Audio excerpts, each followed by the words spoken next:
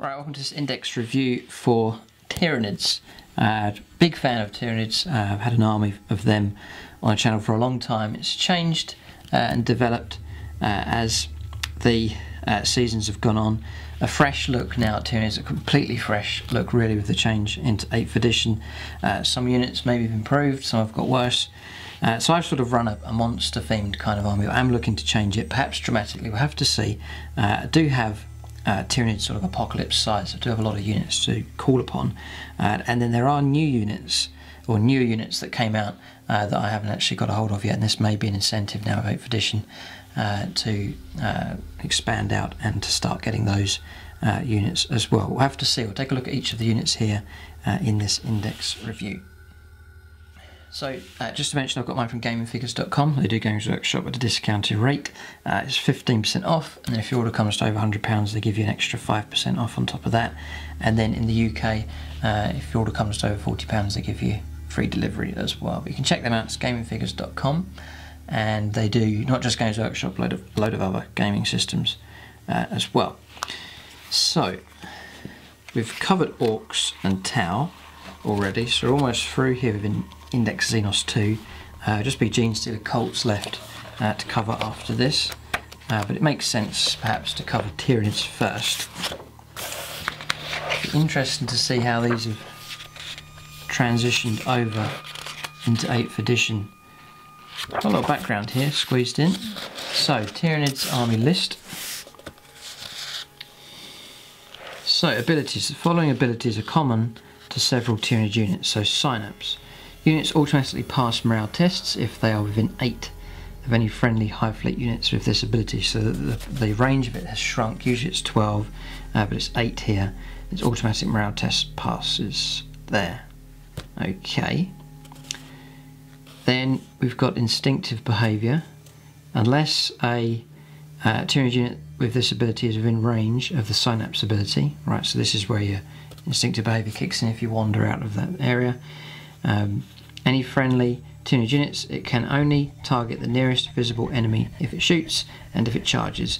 If it can only declare a charge against the nearest visible, and if it charges, it can only declare a charge against the nearest visible enemy units. So that's very simple. Their instinct kicks in. They just go after their closest target. So it's easy to remember. So they've streamlined that, and the penalties are sort of roughly the same. So that's good. 8th edition's streamlined things here, nice and easy. Pass morale if you're within 8, and then if you're outside of Synapse, unless unit this ability is within range of the Synapse of the friendly units, you can only target.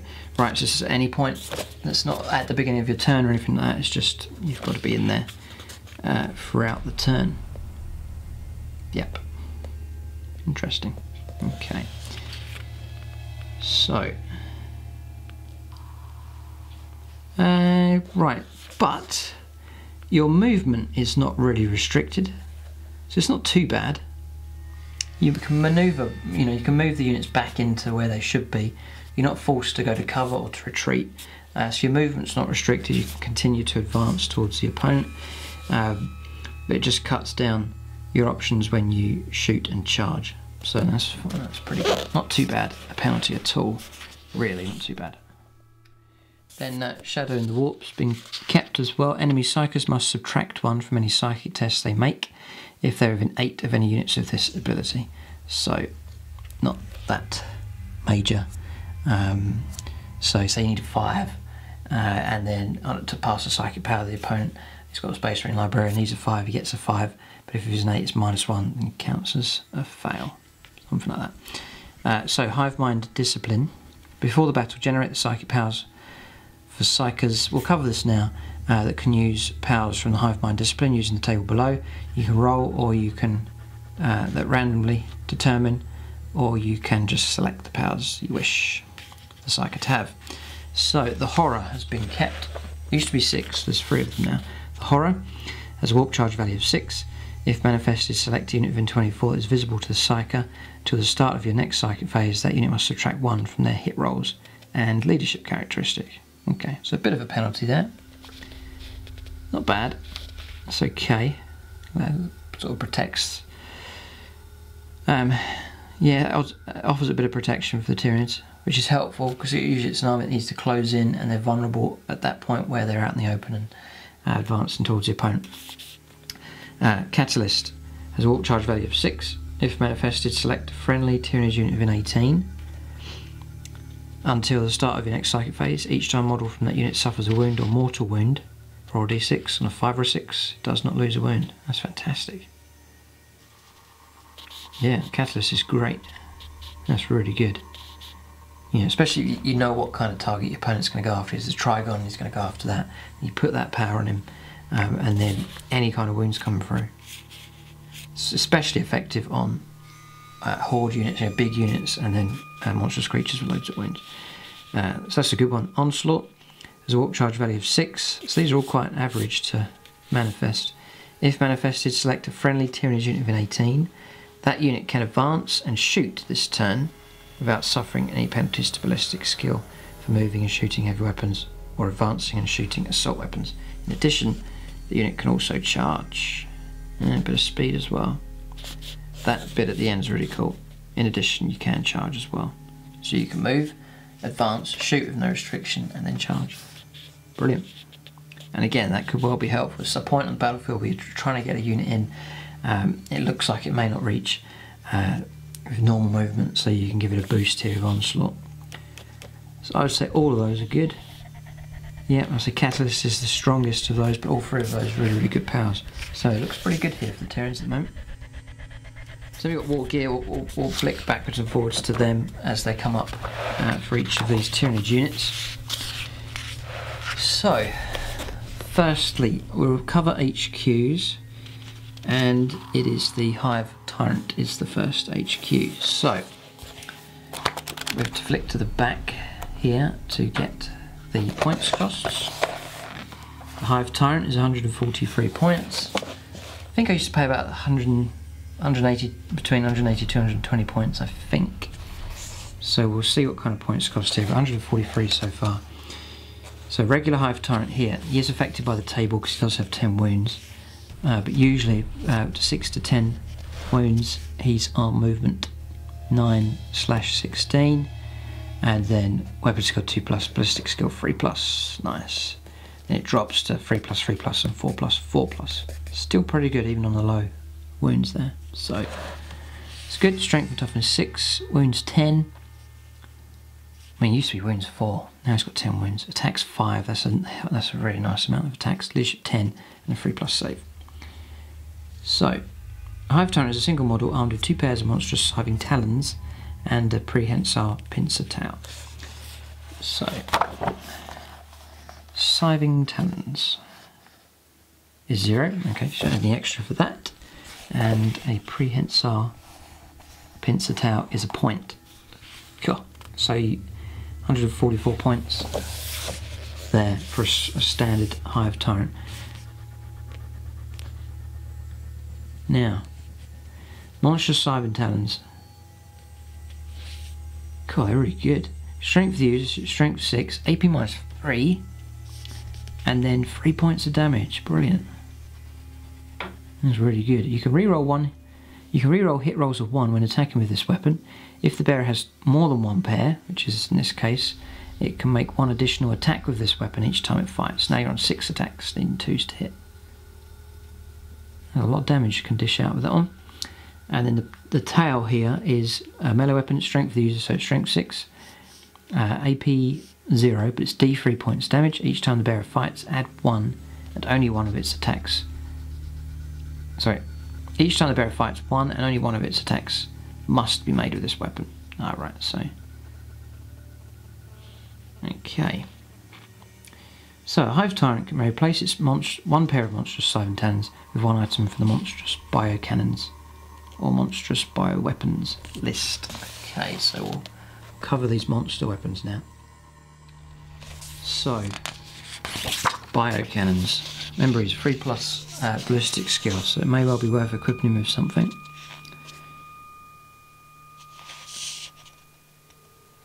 Two Death Spitters with Slimer Maggots.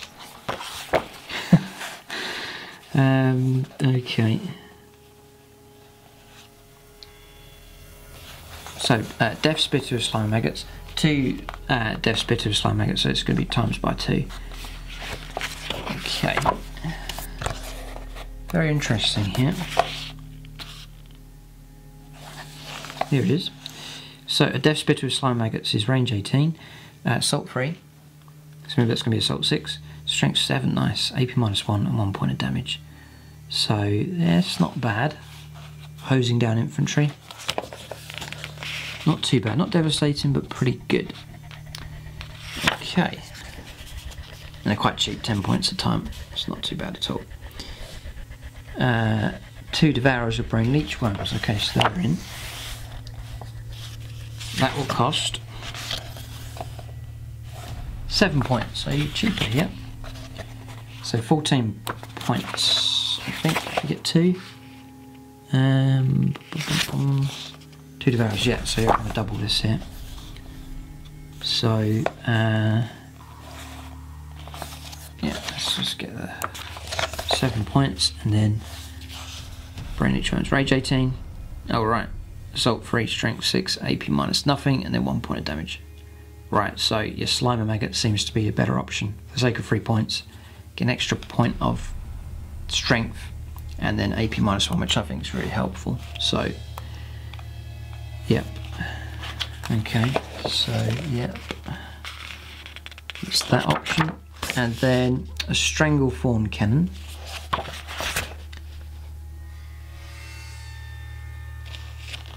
Let's just check in here. Look, it says here, model cannot be armed with more than 1 cannon, so you can only choose 1 of these. You can't double them up by the looks of it, and you can't take 1 of each. So Stranglethorn Cannon is next, and it costs 38 points. Okay, range 36, a decent range. Assault D6. So you've got your randomness there. It is strength 7, it's AP -1, it's 2 points of damage. You can add 1 to hit rolls to this weapon when attacking a unit of 10 or more models. Okay, so shooting at hordes. It's pretty nasty. Okay. As before, I think that Tyranids seem more deadly in combat. That's sort of why I went in the direction of, you notice that the previous army in 7th edition was very sort of combat based. Monstrous creatures, not really armed with much shooting, and then just to get them in to combat. Seems to be that way at the moment. There's one more though. It'd be interesting to see how good the heavy venom cannon is. So range 36 again, assault D3, strength 9, AP -1, just -1, and then D3 points of damage. Okay. So, I wonder how much you pay for that. 30 points. Now, out of all of these, I would say the best one is the Death Spitter of Slimer Maggots. 2 of those, I think, is probably the better option, but that's your options there. Okay.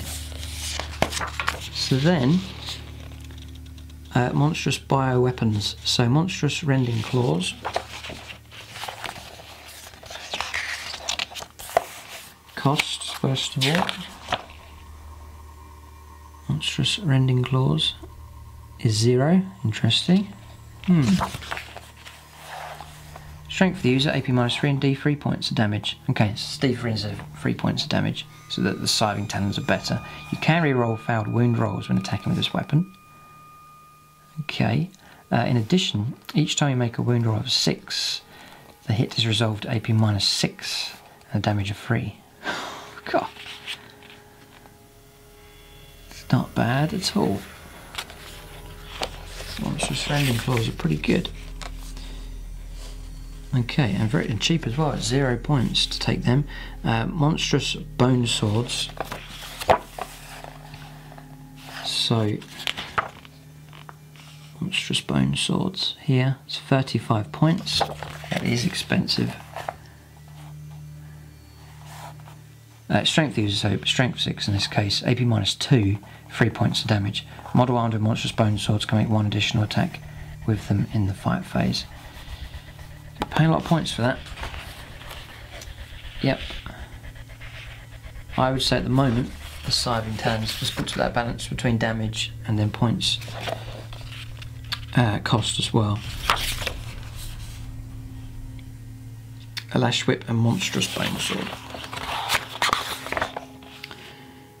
Let's have a look here. 25 points. Is strength use, AP -2, 3 points of damage. Alright, so that's good. If the bear is slain in the fight phase before it's made its attacks, leave it where it is. When the unit is chosen to fight in that phase, the bearer can do so as normal before being removed from the battlefield. So you get to fight before you die.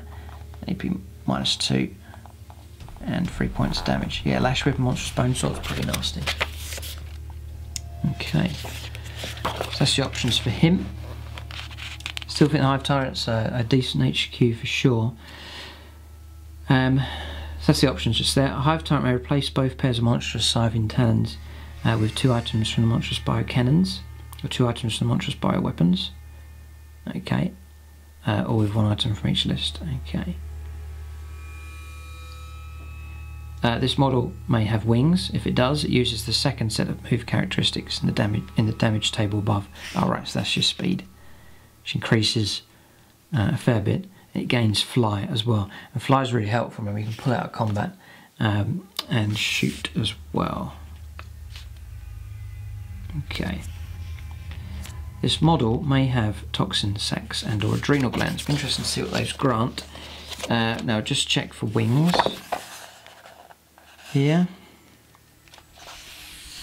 I'm just wondering how you pay for that. Let's just look here.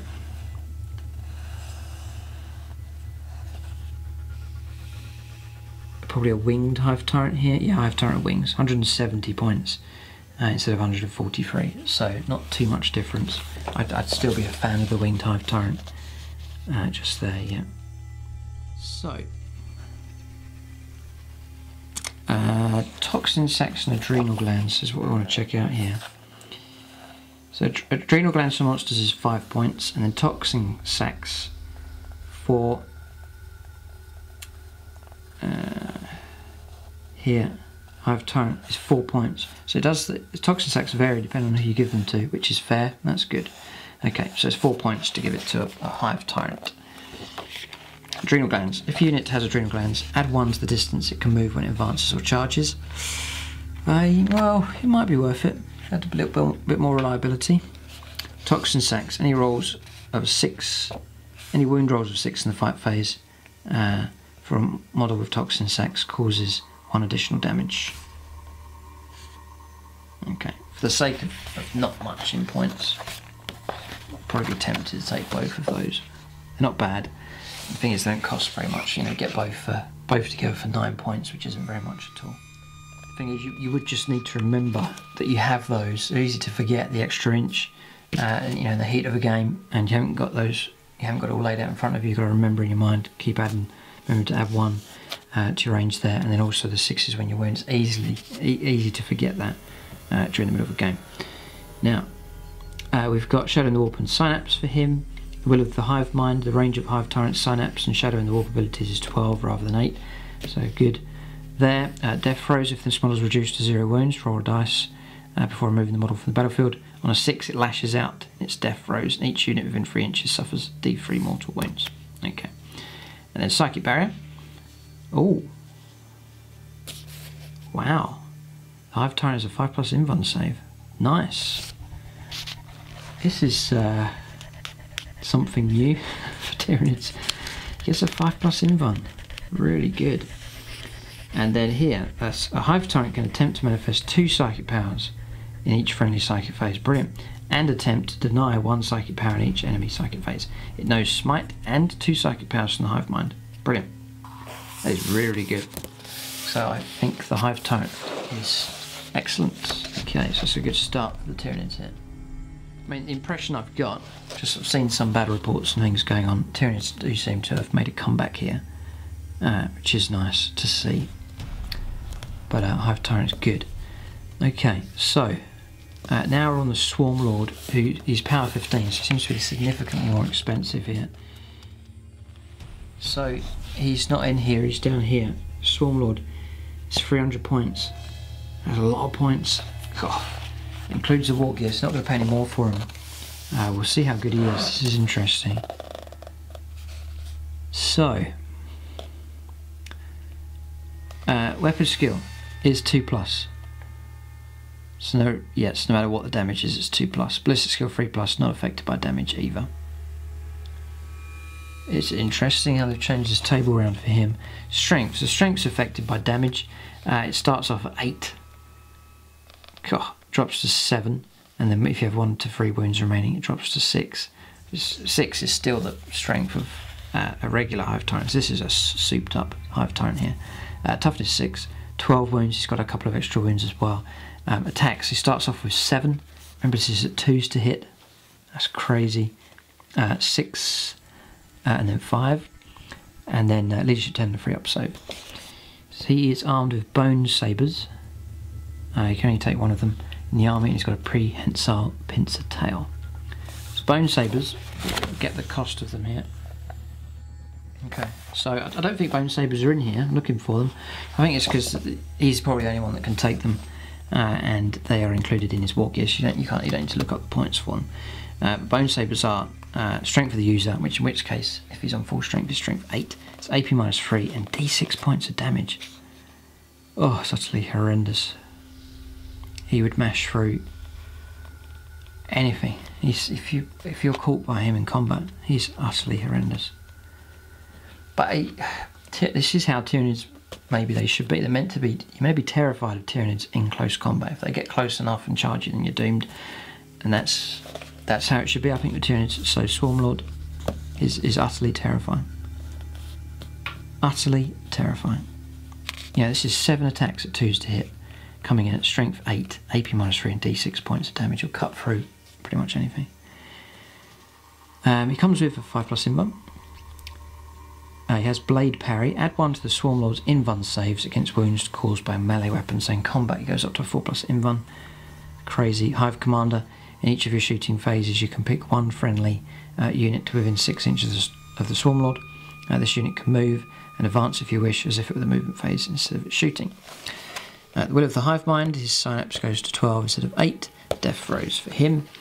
He can attempt to manifest 2 psychic powers in each psychic phase and attempt to deny 2 psychic powers in the enemy psychic phase. It knows Smite and the 2 powers from the Hive Mind discipline. Yeah, so Swarmlord is expensive, but the only worry is movement. But he's movement 9 here. Yeah, so he's quick enough. Then he drops to 7. Then he drops to 5. So that's the only. And you can't give him wings. That's the only thing. He's slow-ish. Still, 9-inch move's not bad. So you could probably close that ground quite quick. Yeah, if you're advancing, the minimum he's going to move is 10 if you roll a 1, all the way up to 15 inches a turn. So, no, but he is utterly horrendous. You know, he'll cut through anything. So Swarmlord's very good indeed. Beautiful model as well, the plastic version the Games Workshop have done. Okay, so next is old One Eye. He's 140 points, including all the war gear. So this is the Carnifex here, the character Carnifex that they do. His movement 7.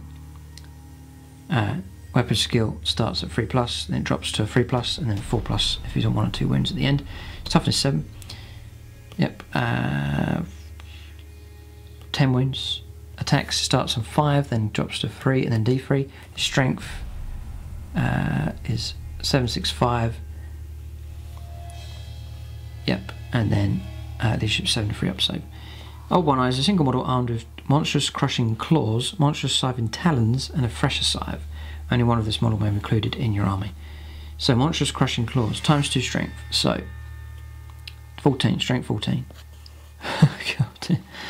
It's pretty much always on 3s to wound vehicles, sometimes 2s. AP -3 and 3 points damage. When attacking this weapon, you must subtract 1 from the hit rolls. You start on 3+, so it becomes a 4+. Attacks 5 if you're at full strength. Okay, monstrous scythe and talons. We've covered that one. And the fresher scythe is strength 4, it's AP -1. Make D3 hit rolls for each attack with this weapon instead of 1. Okay. So I think You could elect to use all of your attacks as fresher scythe attacks. So if you had 5 attacks, it'd be 5 D3 hit rolls, I believe.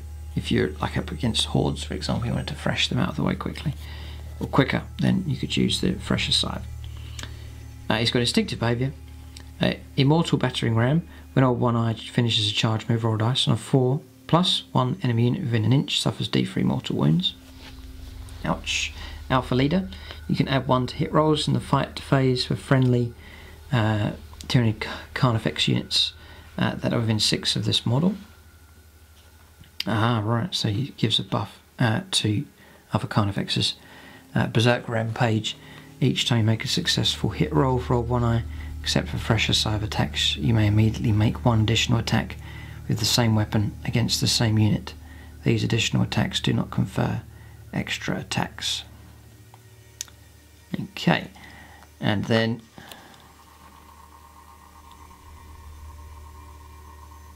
yeah, cool. And then regeneration. Cool, he's horrendous. That's really good. And then regeneration. At the beginning of each of your turns, this model regains a wound lost earlier in the battle. Cool. And that's all that for 140 points. Nice. You know, and when Tyranids were on, you know, 6 wounds was hard enough to get through, but now a lot of them are on 10, 12 wounds. That's quite a significant leap. So this is all, so far, so good here for the Tyranids. Right, so next is a Broodlord. Saw him being used in the battle report, looked pretty good. Have the model all painted up. So, oh, cool, he's expensive though, 162 points. It's more expensive than a Hive Tyrant. That's strange. Okay, so what do you get here? It's funny.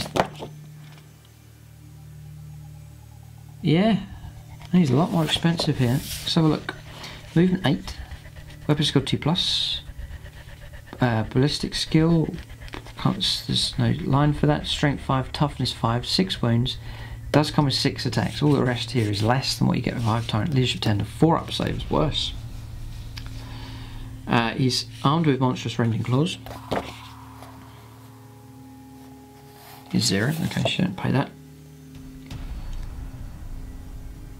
Okay, lightning reflexes does have the invuln save, swift and deadly. The model can charge even if it advances. There's a bit of a bonus, bit of speed for him. Brood telepathy, you can add 1 to hit rolls in the fight phase for Genestealer units within 6. Right, so you're sticking with Genestealers, that's really going to help them.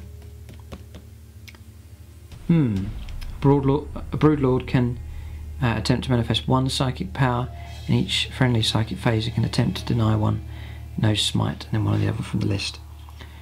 It's funny how he is a fair bit more expensive. But you know, if you're running Genestealers, then his benefit would be amazing.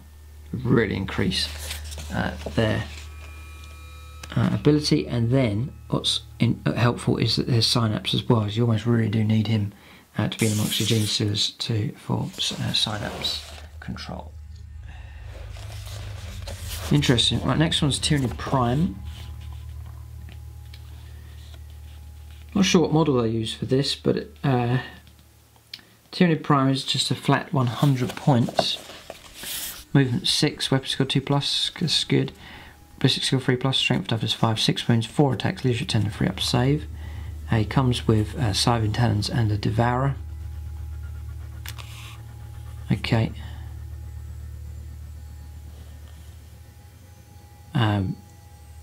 Devourer is assault 3, range 18, strength 4, AP minus nothing, 1 point damage. Okay, and regular Scything Talons here. You can reroll hit rolls of 1 when attacking this weapon. If he has 2 pairs, you can make an additional attack. Alright, and it's strength user, AP minus nothing, 1 point damage. So pretty poor. Very, very poor, really. This one may replace its Devourer of 1 weapon from the basic bioweapons list. Scything Talons we've covered. Spine Fists.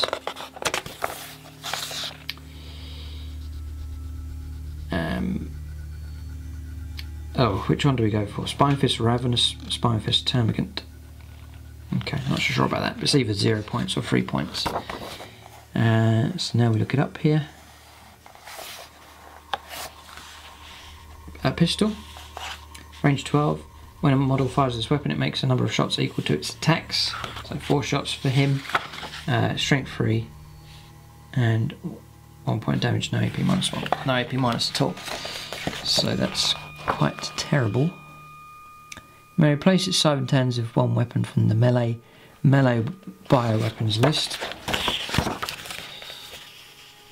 So you've got rending claws you could give him. Strength for the user, AP minus 1, 1 point damage. Each time make a roll of 6 for wounds. The hit is resolved with an AP minus 4. Okay, better spent on cheaper units. Taking an HQ here and making him, trying to make him good when his stat line's not that amazing. Bone swords cost 4 points, are cheap, and they do. Oh, there's the bone sabers, by the way, in there. Bone swords.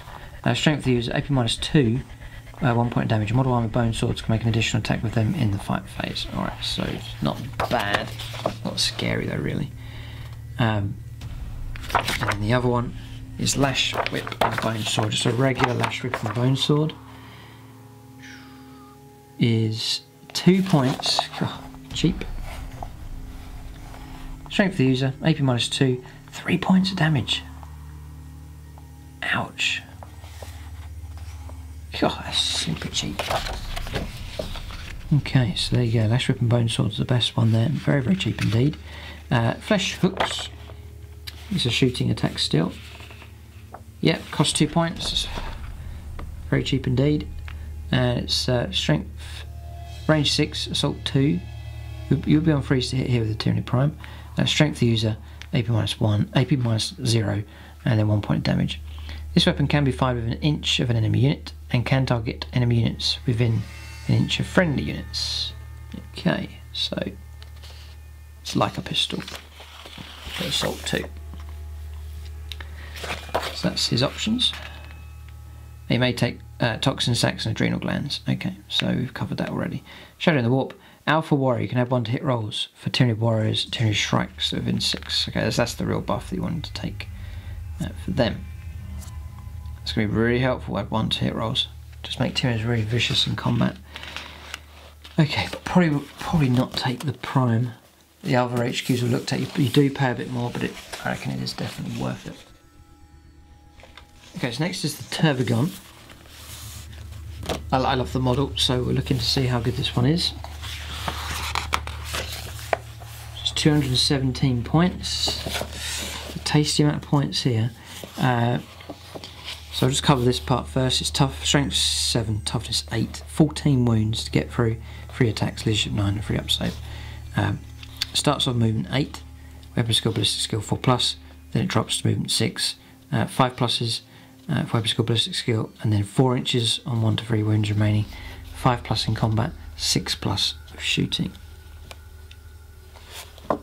Okay, Tervigon is a single model armed with massive scything talons. We've seen those are pretty deadly. Oh yeah, they are.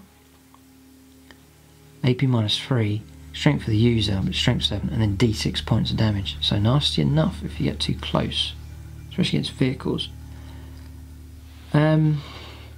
It can also fire stinger salvos.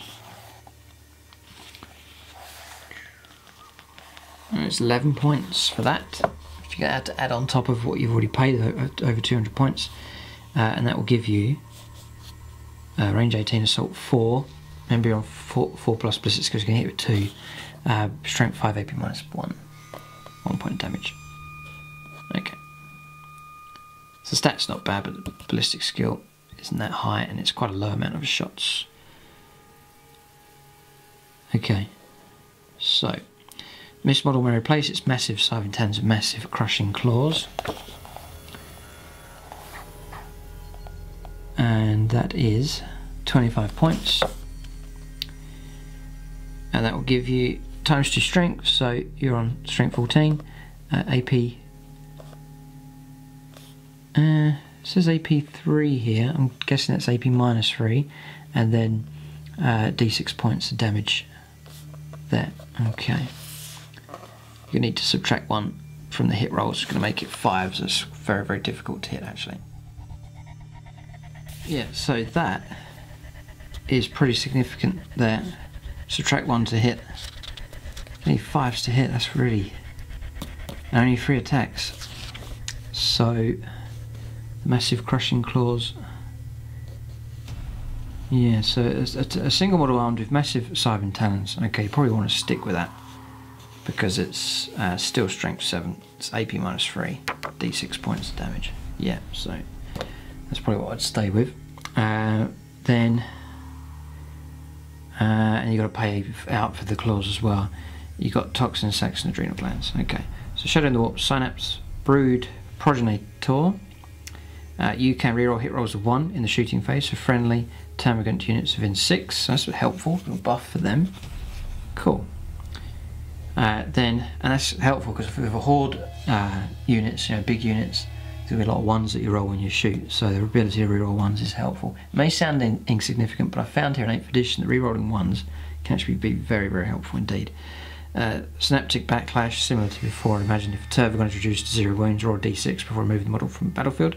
Each friendly termagant unit within 6 immediately suffers a number of mortal wounds equal to the result. Right, so it could be quite light if you roll a 1. It could be utterly horrendous if you roll something like a 5 or a 6. So spawned termagants. At the end of your movement phase, Tervigon can spawn termagants. If it does so, add a new unit of 10 to your army. That's pretty good. And set it up on the battlefield so that it's wholly within 6 of the Tervigon and more than 1 inch from the enemy. All of these models are armed with flesh borers. Alternatively, you can replace up to 10 models lost earlier in the battle to an existing unit of Tervigons from your army that is within 6 of the Tervigon. Models placed in this way must be within 6 inches of the Tervigon and more than 1 inch from the enemy. Yeah, that's cool. You can only replace models armed with flesh borers. You cannot place some of the models the excess is discarded. Yeah, Tervigon's still good. No problems here. Tervigon can attempt to manifest 1 psychic power and attempt to deny 1. The enemy psychic phase does no smite and 1 other power. Yeah, Tervigon's fine. No problem at all. Yeah, pretty good. It's expensive enough, but pretty good. And the ability to kick out and hang on a second. It's not going to stop. There's no roll anymore, no doubles and that kind of thing. It's just constant breeding of termagants. So Tervigon's excellent. No, really, really good. So I would say, so far Broodlord, if you're taking Genestealers, then yeah, it's good buffs there. Tervigon, I think it's excellent, sort of anchoring objectives, and then the regular Hive Tyrant seems pretty good. Swarmlord, if you want one on foot, is utterly horrendous. So that is actually HQ slots done. I'm going to go on to troops next and start with the Tyranid Warriors. So 3 Tyranid Warriors you get in a standard sized unit. 20 points a time, which is pretty low starting cost actually. Movement 6, weapon skill 3+, ballistic skill 4+, strength and toughness 4, 3 wounds, 3 attacks, leadership 9 and 4 up save. Very, very similar stat line. It's funny how some things have hiked up their wounds, for example, Carnifexes and so on. But others haven't really changed. Warriors have had 3 wounds before and they've still kept 3 wounds. You can include up to 3 more of them, or up to 6 additional. Each model is armed with a pair of Scythe talons and a Devourer. So Scythe talons then is strength for the user. There's no AP minus and it's reroll hit rolls of 1. You get an extra attack if you have 2 sets. Then Devourer is range 18, strength 3, assault 3, strength 4, no minus, and 1 point of damage. So pretty tame. Tame enough. For the Devourer, you pay 4 points and the Scything Talons is 0. So 24 points each. So for 75 points you get a box standard unit of them, but I don't think they're particularly effective there. Okay, it's very tame indeed. War gear. Any model may replace its devourer with one weapon from the basic bio weapons, which I think we have covered already. Scything Talons, Spine Fist, Death Spitter, yes. And then melee bioweapons, you can take Rending Claws, Bone Swords, Lash Rip and Bone Sword. I think the Lash Rip and Bone Sword is the best option, but obviously you're paying out for that. Oh, no you're not, no you're not, you're paying 2 points. Ask,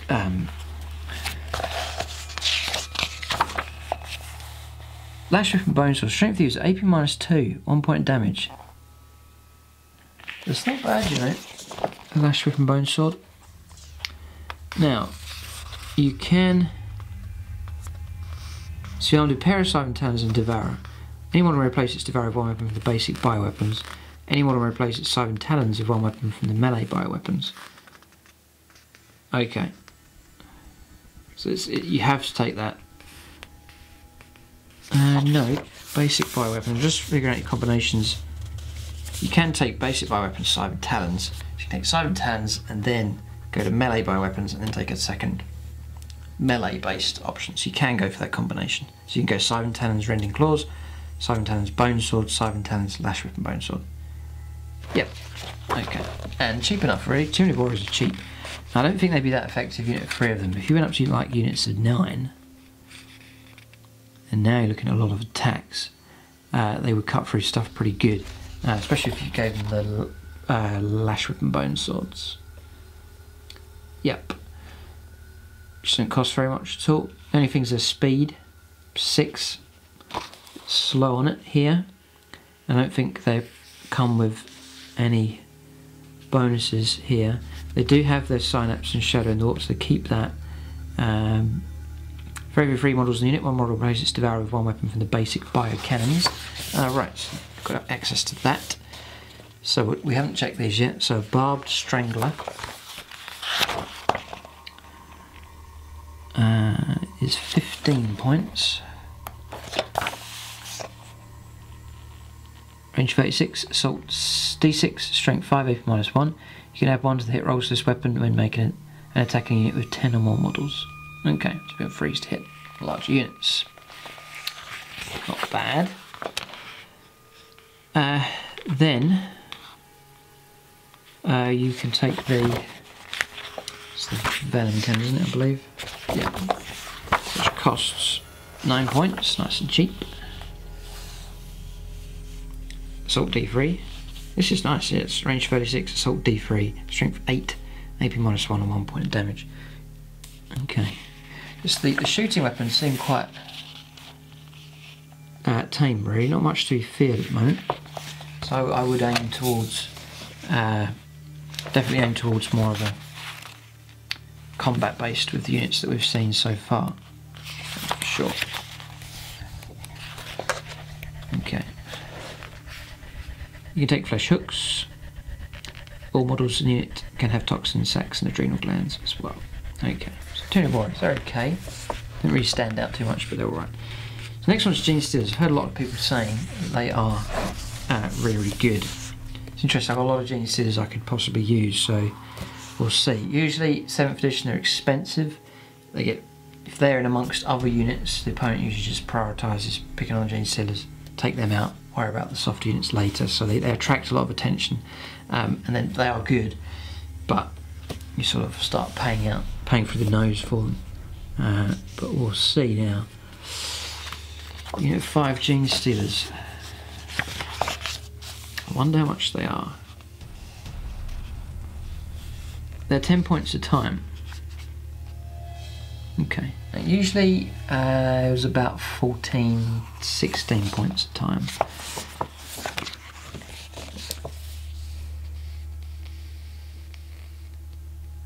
Each model is armed with rending claws, so then you have to add that on top.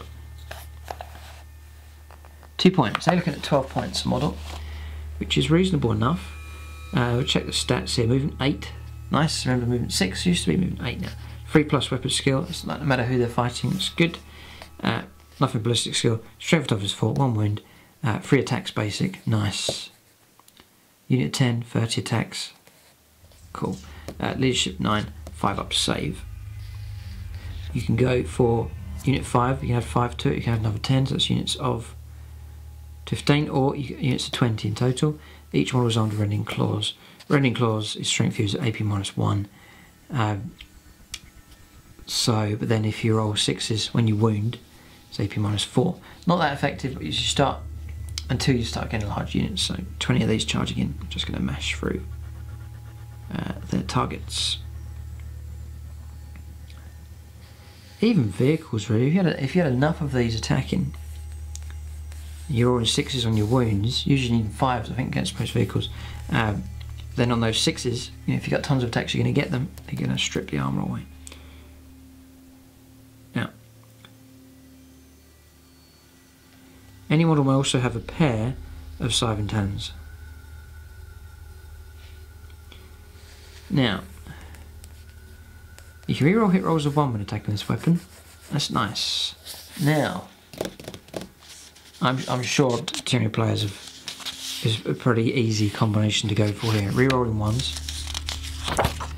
Broodlord. Yeah, I'm sure you've seen this here. You can add 1 to your hit rolls in the fight phase. So, unit these charging in with the Broodlord gets weapon skill 2+, 2s to hit. Then with your Scythe Tannins, reroll 1s, which is the only possible fail you get. You actually get to reroll it with those. That is utterly horrendous. That is super deadly. Now, so you can take the toxin sacks. That costs Genestealers 4 points a time. Ouch! You really do pay out for that. It does cause an extra 1 point damage. I don't think that's worth that. That's 4 points. That's a serious hike in costs. If that was a point a time. Yeah, toxin sacks. I'm pretty sure I got it right here. Look, Tervigon Genestealer Hive Tyrant. They've lumped them in there with the big Tyranid units. It costs 4 points there. Which is a shame. That may have been FAQ perhaps, but probably not. No, okay. So I probably wouldn't bother going for that. Flurry of Claws. Genestealers have 4 attacks instead of 3, whilst the unit has 10 or more models. There's your incentive to go for big mobs. So a unit of 10 minimum, you get 40 attacks of the charge. You've got a 5+ invuln, nice bit of protection there. And then Genestealers can charge even if they advanced. Ooh. So I can see why people are taking them. Now, a pair of Scythe Tannins. Now, Scythe Tannins is 0. I'm liking the look of Genestealers here. You know, when I used to take a smaller unit off, I tried out a smaller unit, they got targeted, they disappear. But if you went for multiple larger units of them, yes, you're going to lose some models, but the opponent's going to try and kill all of them. Plus with that Broodlord, I'm liking the idea of that combination. Broodlord is expensive though, but it does seem pretty deadly, helping out Genestealers. Now, I wanted to check a pair of Scythe Tannins, just to see. I don't think. Let's just have a look. Ah, yes. If the bearer has more than 1 pair. Oh no. No, it's here. 1 pair of Scythe Tannins. You can make 1 additional attack with this weapon. Don't think that works. No, just a little bit confusing the way it's worded here. The way they've done it here is if the bearer has more than 1 pair of Scythe Tannins, you make an additional attack. So you would need to take 2 pairs to get that extra attack. So you're not going to get that with the Genestealers. You're on 1 model may also have a pair of silent hands, and then the other weapon is the rending claws. What benefit does one pair do? Reroll ones. Oh, right. Yeah, okay. No, that's pretty good. Yeah, so that's cool. So yeah, 12 points a time for Genestealers. I think they're a good price now, and they're really good. They're really good, and they can be buffed now. I mean, they've gained their swift and deadly, they've got their invuln save, they've got plenty of attacks, rending claws is great, and then with the help of a brutal, they can be made utterly fantastic. So Genestealers, very, very good troop, and the troops as well, so they can fill out your army quite nicely. So yeah, liking the look of the Genestealers. Good. Termagants now, humble Termagants. They should be nice and cheap. 4 points a time, yeah, that's about right. Now, weapon skill, ballistic skill 4+, movement 6, strength times 3, 1 wound, 1 attack, leadership 5, and a 6-up save. They come with units of 10. You can include up to 10 or up to 20 of them, so units of 30. Maximum model is armed with a flesh borer. The flesh borer probably costs nothing. 0, yeah, so 4 points a time. Brilliant. Flesh borer is range 12, assault 1, strength 4, no AP, and then damage 1. Okay, pretty much as it was. You can take Devourers, Spine Fist, or a Spike Rifle. Cool. So, a Devourer is range 18, assault 3, strength 4, no damage, no AP, and then 1 damage. Okay. So just to kick out an extra, you are on 4s to hit, so it's not too bad. But then just to kick out that extra damage, you'll pay 4 points. God. No, don't think I'll bother with that, not for Termagants. And then a Spike Rifle is range 18, it's only strength 3, no AP minus, and then 1 point damage. So you're gaining a bit of range, but you're losing on strength. And that will cost 0. Alright, so it's a straight swap if you wanted to go for that. Okay, so for every 10 models, you replace one model where it replaces flesh borer with a strangle web. Interesting, there's a new option here, I think. Strangle web costs 0, so you get it for free. Strangle web is range 8, assault D3, strength 2. AP minus nothing, and 1 point of damage. Interesting. So probably won't bother with that. And then all models in the unit may have toxin sacs or adrenal glands. Okay. Again, it's very rare I'd ever put any upgrades onto these. Hail of living ammunition. If this unit contains 20 or more models, you can reroll wound rolls of 1 when it shoots. A little bonus there to have a larger mob, and you get it for free. So. Okay, so I mean, to keep that safe, you probably want a unit of 30. So if you lose some casualties, you still keep this bonus. But there is a bit of an incentive there. And a unit of 30 of them is going to cost, what, 120 points. So, and that's a lot of Termagants. Okay, Hormagaunts next. So these are going to be the quicker ones, slightly better in combat. They are movement 8, so they're 2 inches quicker. Weapon skill, ballistic skill 4+ still for these. Strength of toughness 3, 1 wound, 2 attacks though. Cool. Leadership 5 and 6-up save. You can go up to units of 30 of them. And they come with a pair of Silent Talons. You get the reroll hit rolls of 1. And you can take the toxin sacs and adrenal glands. Okay. Bounding leap, whenever this unit piles in or consolidates, you can move up to 6. Hungering swarm, if the unit contains 20 or more, you can reroll wound rolls of 1. So that combination there, if you've got a large mob, you reroll 1s when you hit and when you wound, if the unit's large enough. Yeah, Hormagaunts aren't bad. And they cost 5 points. You pay an extra point if you want a bit more of a combat geared unit just there. Okay, I'll probably stick with Tervigon just for the, usually goes with the Tervigon if I go for that combination. If I don't have that, maybe Hormagaunts. 5 points, Genestealer is 12. Yep. So, even at strength 3, you know you're going to be, well, yeah, Hormagaunts, they're nice models. I'm a big fan of the models, they just look really good. They're one of the classic, in my opinion, one of the classic Tyranid units. Just love all the Cyber Talons that they have, and just the angle of them, just the speed that they go. Big fan of them, but they're okay here, not bad. Another troops option available. So you can see here options like Tervigon, Hormagaunts. You can bulk out your army, increase the footprint of it very quickly. Of these units, very cheap. Not expecting much from them. They just fill the army out nicely.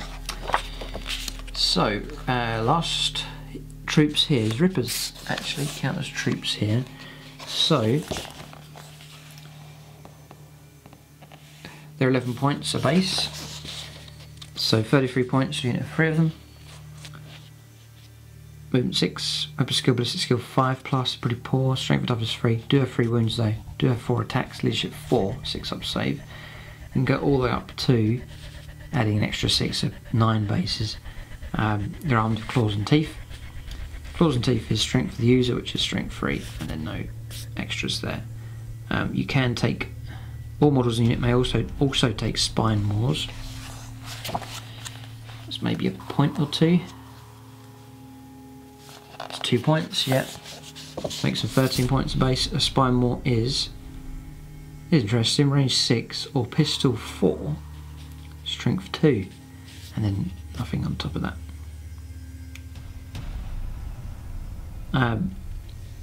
Interesting. Burrowers. During deployment you can set up a Ripper swarm underground instead of on the battlefield. At the end of any of your movement phases they can tunnel up, set them up anywhere that is more than 9 inches away from enemy models. Huh. You want them to move up. It could be a little distracting unit. If the opponent ignores them they can charge in, and then your opponent may have to back out of combat and not be allowed to shoot. That kind of use for those, you know, you could do that for a unit of 3 of them, 33 points, and your opponent's got to try and get through 9 wounds so to get rid of them. Might well be an option to have those popping up all over the place, and it feels like your troops very, very cheap indeed. Yeah, maybe that's the way to go. Obviously not for a kill points game though. They'd be easy to pick up in that situation. Right, so next is we're on to elites here. So Tyrant Guard next. Okay, so we're looking at movement 7. Tyrant Guard, they're 35 points each, and you've got your war gear to add on top. There's 3 of them in a unit. You can take another 3 of them if you wish, armed with rending claws and scything talons. So rending claws is 2 points, so they're 37 points each basically, the scything talons being 3. You get weapon skill 3 plus, cool, so I'm pretty good when they're in combat. Ballistic skill 4 plus, strength and toughness 5, 3 wounds, I thought there might be more, but 3 wounds, 2 attacks, quite low, leadership 3, leadership 6 and a 3 up save. Okay. So that's the rending claws. Rules are the same for these. Scything Talons rules are the same, reroll 1s. We replace Scything Talons with crushing claws or a lash whip and bone sword. So this is this plastic kit they've done that you can make these multiple options. The 2 attacks thing's quite low, which is a shame. Crushing claws on those will be striking at strength 10. With a -1 to hit though, you will become a 4 plus to hit. So it's a bit better. All units in the unit can have toxin sacs and adrenal glands. Instinctive behaviour, blind rampage. If a friendly Hive Tyrant is killed within 6, at the end of that turn, each Tyrant Guard's attacks characteristics increase by 1 for the rest of the battle. And then shield wall, roll a dice each time a friendly Hive Tyrant loses a wound, whilst within 3 inches of this unit. On a 2 plus, a model from this unit can intercept the hit. The Hive Tyrant does not lose a wound, but this unit suffers a mortal wound. Okay, so yeah, decent bodyguard. And they've got 3 wounds to use up just there. So if you're looking to protect maybe a Swarm Lord, for example, these aren't too bad for points actually. You know, as a bodyguard protective unit, 37 points isn't too bad at all. You know, because you get a nasty laser cannon shot come through. And you'll need them because 12 wounds, 10 wounds. They're characters, yes, but 10 wounds or more, they can be targeted. So you really do need the Tyrant Guard, because they can be, your big characters can be picked out here. So that is highly recommended. I think they're cheaper than they used to be. I could be wrong. They seem quite a pretty good option there. Yeah, no, not too bad at all. If you look at the Hive Guard option, the shooty option, you'll see how decent their weapons are. Usually they're pretty good in 7.4. Check out the Hive Guard next. Now I would say for these, if you're going to go for the protection option, maybe not want to spend out too much in points on those, considering the fact they're probably going to sacrifice themselves to protect the Hive Tyrant. So I'd maybe gear up the Hive Tyrant with the good equipment like a Swarm Lord, and then have these as a minimum spend, and then they absorb the hits. So Hive Guard, probably about the same. 18 points, right. Then obviously going to add your war gear on top. Stat line is just the slower here, actually movement 5, and then it's swapped here. Weapon skill is 4+, ballistic skill is 3+, which is brilliant. Strength 4 is actually less here, toughness 5, 3 wounds, 2 attacks, leadership 7, and a 4-up save, not a 3-up. Okay, so they're a bit weaker, but they're 3+, their 3+ ballistic skills, brilliant. Again, it's unit 3, you can have another 3 if you wish, and they're armed with impaler cannons. 18 plus 30. Alright, so you're on 48 points here for this unit. The Impaler Cannon, remember it frees to hit, heavy 2, strength 8, AP minus 2, and D3 points of damage. Cool, this weapon can target units that are not visible to the bearer, brilliant. In addition, units attacked by this weapon do not gain any bonus to their saving throws as being cover. Really good. That's a decent weapon. And what's good about it is he's firing at ballistic skill 3+. So it's a fair chance you can hit with both. So, pretty good. Any model may replace its Impaler Cannon with a Shock Cannon. 21 points, it's a cheaper option. Range 24. Assault D3. Strength 7, AP minus 1. And D3 points of damage. If the target is a vehicle, you make a wound roll of a 4+. The target suffers a mortal wound in addition to any other damage. If you make a wound roll of 6+, it's D3 mortal wounds. Yeah, it's a decent enough weapon. Shot cannon's pretty good. No, it's about the best shooting we've seen. Shooting options we've seen so far. Only worry is you take Hive Guard as a protection for... Oh, nope. Now here's something.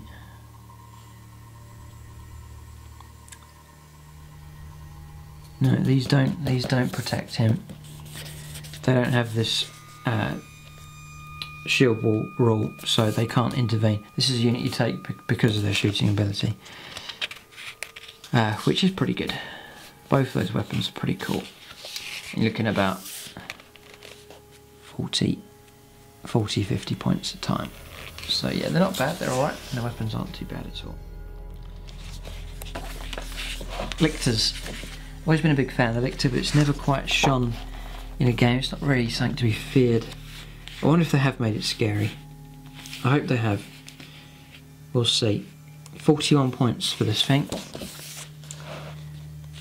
Yeah, it'll be fascinating to see this one. I really hope they're good. So, it is lit movement 9, so it's quick. Weapon skill is 2+, it's a good start. Ballistic skill 4+, strength 6, toughness 4. It's got 4 wounds. I think they used to have 2. Or 3, so that's good. 3 attacks, not bad. Leadership 9 and 5-up save. It comes with flesh hooks, which you've seen. Yeah, it's like pistols, they can fire into combat. It's range 6 assault 2, not much to be scared of there. Grasping talons and rending claws.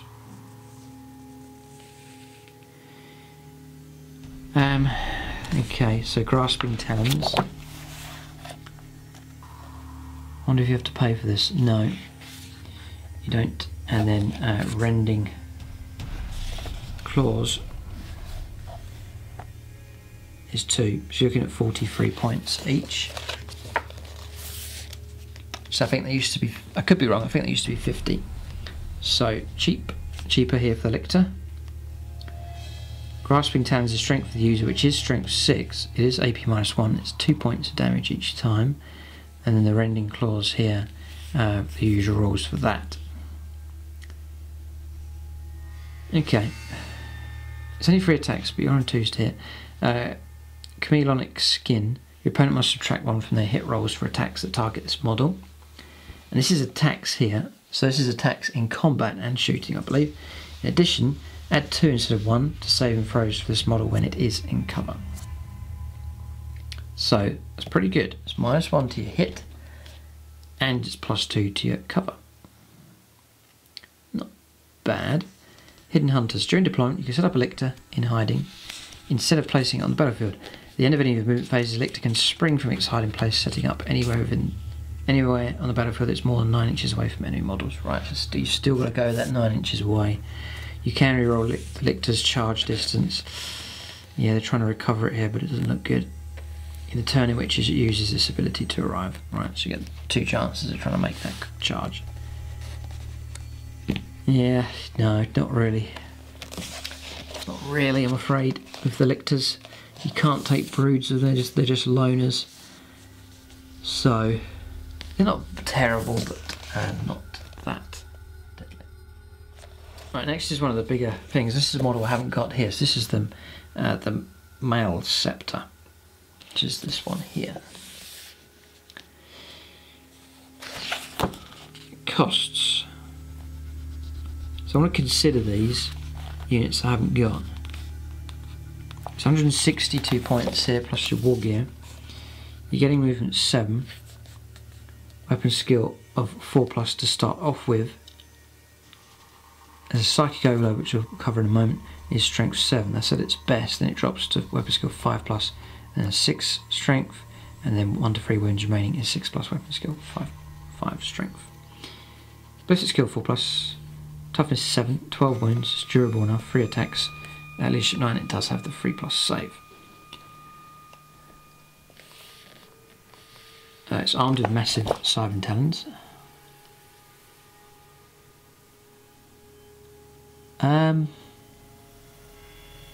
22 points. So you're looking at about 200 points here for this model. Not that impressive so far. There's quite a low amount of attacks here, and needing 4s to hit as well at full strength. It's not that impressive. Maybe the emphasis is on the psychic abilities. So Shadow in the Warp and Synapse. Psychic Overload. Instead of manifesting any psychic powers in your psychic phase, a Male Scepter can unleash brain-bursting psychic tendrils. If it does so, roll a dice for each enemy unit within 6 to a maximum number of the units shown on the damage table above. A 2+ deals out mortal wound. You've got to get close for that. And it's on full strength, it's 6 units you could affect, then it drops to 3, then it drops to D3. Got to get close to use that. The thing is, your opponent's going to know what it does and prioritise it when it gets close, ignore it when it's far away, that kind of approach. It does have a 5+ invuln save. It may take Adrenal Glands. Adrenal Glands is 5 points. +1 to charges. And when it advances, not that fantastic. Okay. Can attempt to manifest 1 psychic power and can attempt to deny 1. It knows Smite and 1 other. Whenever a Male Scepter attempts to manifest a psychic power, add 1 to its psychic test. It's a bit more reliable for getting those powers off. I don't rate that one really, I'm afraid. So, model's nice, but not that amazing. If I'm missing things here, by the way, if you see combinations, you say, oh, well, hang on, add in this combination, this is a way to make it better, then by all means leave that in the comment section. Then that will be very, very helpful indeed for others to see who are looking into collecting Tyranids or revamping an existing Tyranid army. But Mouseceptor, not really. We'll check out the Spaghetti Monster later on, more interested in him. Potentially this one, the Horror Specs. Yeah. No, it's not. No, it's not. It's Toxicrome. This one. I like that model. I really do like that model. But next is the Zoanthropes here for an Elite's choice. So they will cost 40 points a time. Units are 3 to 6 of them. They come with claws and teeth, which is just, it's not even worth calling out stats, there's nothing there at all. It's strength for the user, AP nothing, and then 1 point damage. They come with a movement 5, so slow, weapon skill is 4+, ballistic skill 3+, strength and toughness 4, 3 wounds, 1 attack, leadership 9, and a 5+ save. They have Shadow in the Warp and Synapse, Spirit Leech, a unit that includes a Neurothrope, regains D3 wounds lost earlier in the battle whenever it slays an enemy model with the Smite psychic power. Okay. Warp Blast, when this unit manifests Smite, inflicts D3 additional mortal wounds if this unit contains 4 or more models. That's pretty nasty. Okay. And then, you do get it, the Warp Field. Models in this unit do have the 3+ invuln save. That really helps. So, yeah, you could, a real psychic lump that on the table with these. I'm not a fan of the models though. Just a bit too weird. Just not keen on the look of them, but they were good in 7th and they seem pretty good here. The unit of Zoanthropes can attempt to manifest 1 psychic power in each friendly psychic phase. Can attempt to deny 1 of the enemies. A Zoanthrope unit of 4 or more models can instead attempt 2 psychic power. Alright, there's your bonus as well for a larger unit. Can attempt to deny 1. A Zoanthrope knows Smite and 1 psychic power from the Hive Mind. Discipline. When manifesting or denying a psychic power with a Zoanthrope unit, first select a model in the unit, measure the range, visibility and so on from this model. If this unit suffers perils of the warp, it suffers D3 mortal wounds as described in the core rules, but units within 6 will only suffer damage if the perils of the warp causes the last model in the Zoanthrope unit to be slain. Some extra rules for them, just there. So you'd be looking to take units of 5, 6 of them to get all those bonuses, and then you're looking at about 160 to 200 points, just there. Okay.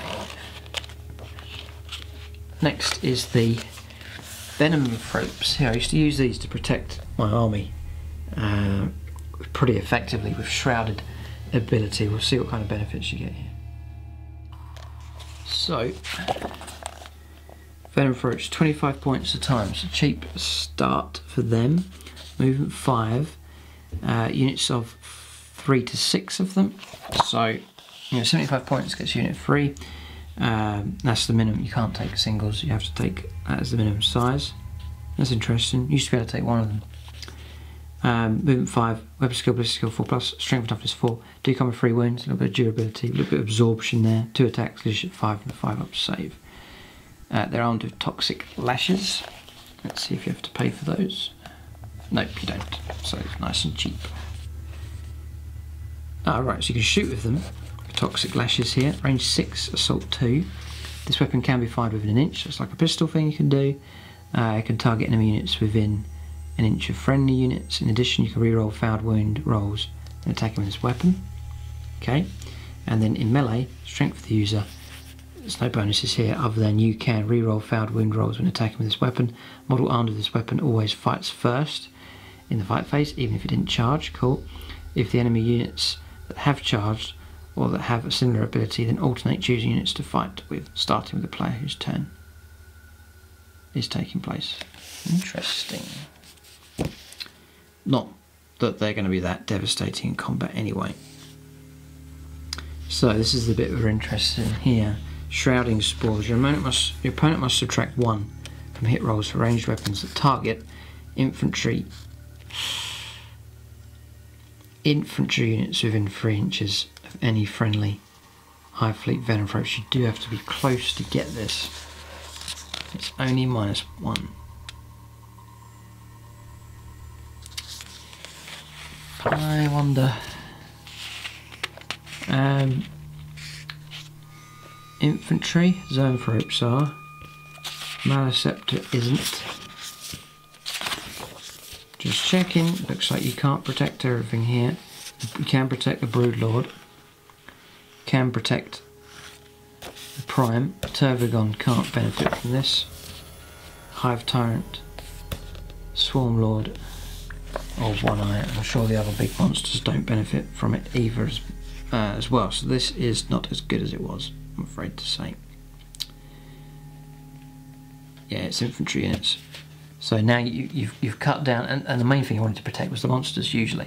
Not really worried about protecting the gaunts too much. So,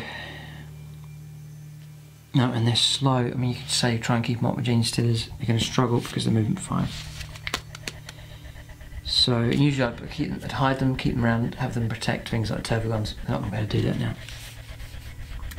So Venom Thropes do not look that great. Can you, here's a question, if you know the answer. Ah, no, it's not. I think it's covered it here. Can you stack multiple units of these to gain minuses? Your opponent must subtract 1 from hit rolls for ranged weapons that target infantry units within 3 inches of any friendly Venom Thropes. So it doesn't matter how many units you've got nearby, it's just -1. So that's something you can't do. Toxic Miasma. At the end of the fight phase, roll a d6 for each enemy unit within an inch. Usually, why would you want to be within an inch anyway of these? Because they're quite weak. On a 5+, the unit suffers a mortal wound from Toxic Miasma. No, don't really. You may see those disappear from the army, so you may well see the theme shift here for Tyranids, which will be nice. It'd be nice to see a refreshed and different Tyranid list. I sort of see my older philosophy maybe not be adopted here. We'll see what comes up next. So Pyrovores next. 23 points a time. Units of 1 to 3. Each is armed with Flame Spurt and Acid Maw. Acid Maw costs 4 points. And Flame Spurt costs 15 points a time. Okay, so it's like flamers, really. Range 10 for Flame Spurt, d6 shots. Maybe you could take a unit of 3, you've got 3 d6 shots. Strength 5, AP -1, it's like a heavy flamer. Auto hits on the targets. Okay, it's quite an expensive way of taking that kind of weaponry. The Acid Maw in melee is strength 5, it is AP -3. Ouch. And 1 point of damage. Only 2 attacks though. Instinctive behaviour, Acid Blood. Each time this model loses a wound in the fight phase or a dice, on a 6th unit that inflicted the damage suffers a mortal wound after all their attacks have been resolved. Volatile. When a Pyrovore is slain or a dice, on a 4+ it bursts in a shower of acid. The nearest enemy unit within 3, if any, suffers a mortal wound. Okay. Yeah, quite tame with them. Okay, so we're on to the horror specs next. Still on the elite section. Horror specs is 267 points. Movement 7. Weapon skill here is, it's on the chart here, remaining wounds 8 to 13. You get weapon skill 4+, ballistic skill 4+. Then it drops the next bracket to weapon skill 4+, and then ballistic skill 5+, and strength drops to 6. It wasn't 7. And then 1 to 3 wounds remaining is 5+ for both, and then 5 for the strength.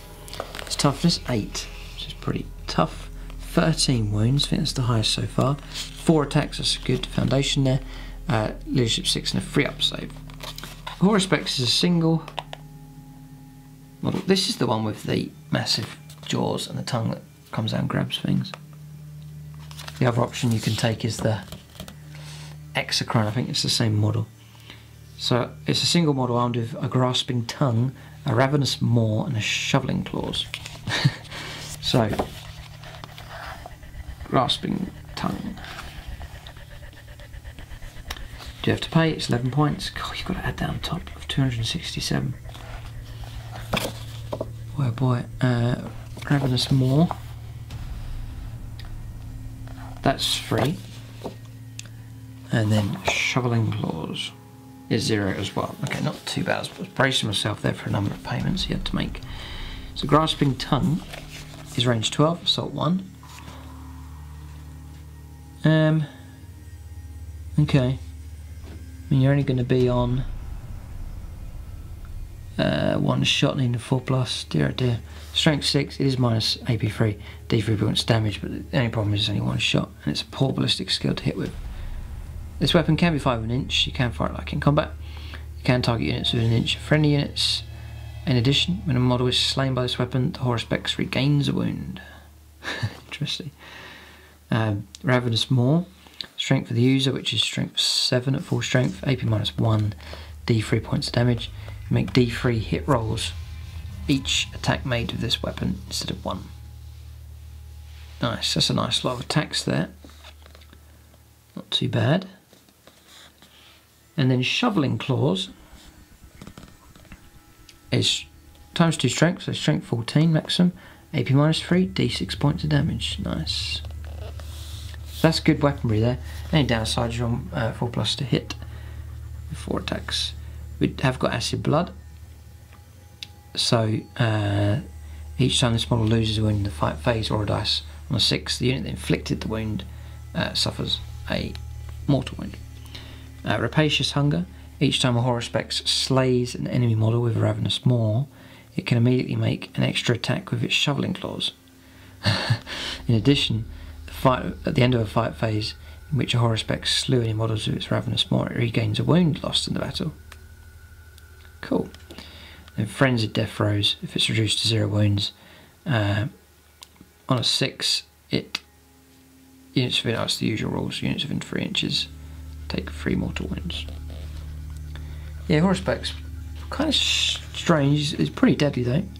The shoveling claws are really good, and you could start granting yourself a lot of extra attacks and so on. So yeah, Horuspex isn't bad. We'll see what other kind of stats the other monstrous creatures have. Horuspex is okay, it's not too bad. So we've got Death Leaper here. You could maybe take him instead of a regular Lictor. Paying 90 points for him though. Movement 9, weapon skill 2+, ballistic skill 4+, strength 6, toughness 4, 6 wounds, that's nice, 4 attacks, leadership 10 and 5 up save. Flash hooks, grasping talons, and rending claws, that's the usual. You can only choose one of them for the army. Now, superior chemical skin. Your opponent must subtract 2 from their hit rolls for attacks that target the Death Leaper. In addition, add 2 instead of 1 to saving throws for Death Leaper when it's in cover. So -2 to hit. That's pretty good. And then the next one here is It's After Me.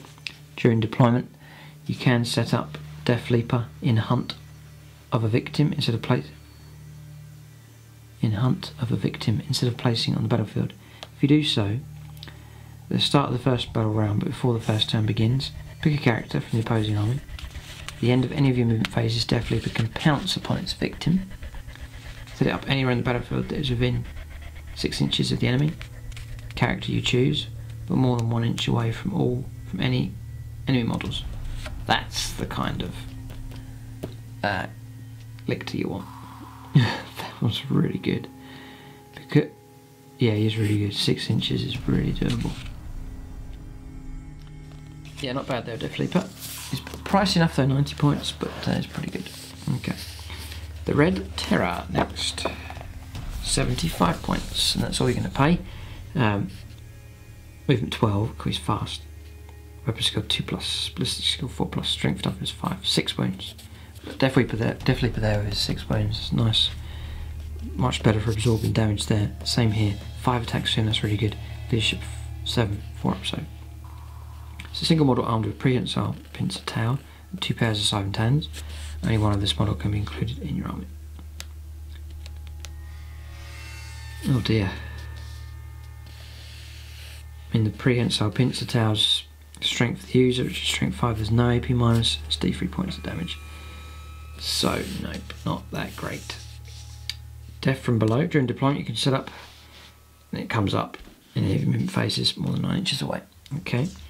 Feeding Frenzy, you can add 1 to hit rolls in the fight phase for friendly Raven units that are within 6 of this model.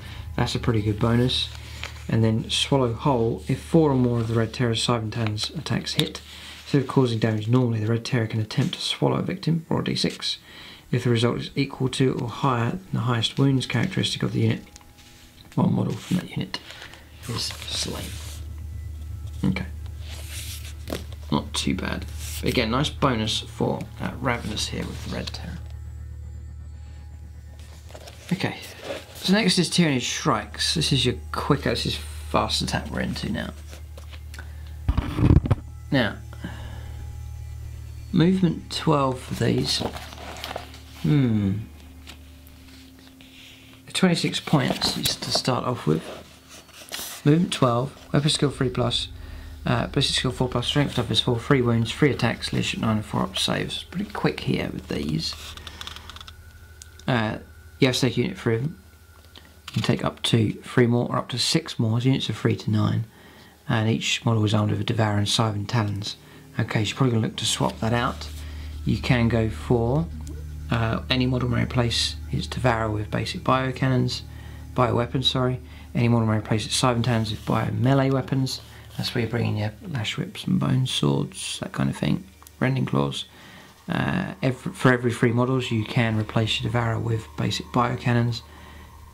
All models in the unit may take flesh hooks, and then toxin sacs and adrenal glands. Okay, so it'll cover the details of those weapons just there. Tyranid Strikes, then you're just getting your extra speed, which is, it would be helpful. Now, that's an option, but here we're going to look at Raveners. Now, I was on the borderline just before 8th came along of taking my old Raveners and then getting the plastic ones to replace them. The question is now, are they decent in 8th edition? Is it worth including them in the army? I wanted to do like a brood of 9 of them in 7th to squeeze in the points, just have this deadly big brood that goes around charging in. A Ravener is 23 points. Not bad to start off with.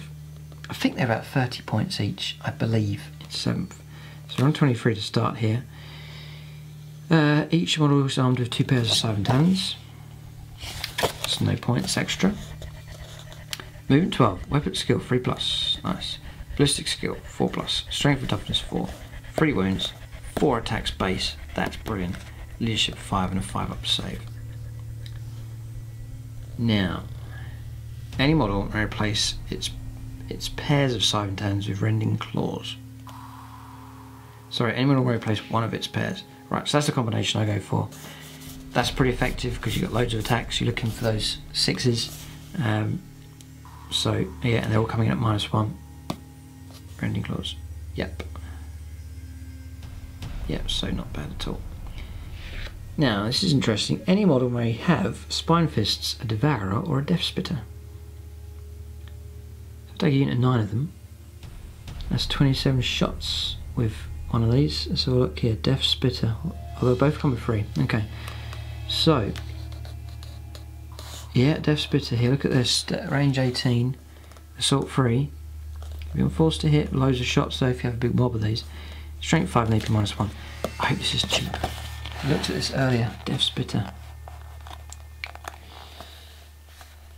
8 points. You basically add. Your Rending Claws is 2. So for 10 points, you're going to give him Rending Claws and Death Spitters.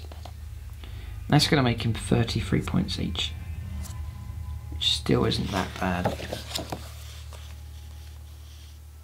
You know, still not that bad at all. The Devourer you could go for, but it's pretty tame.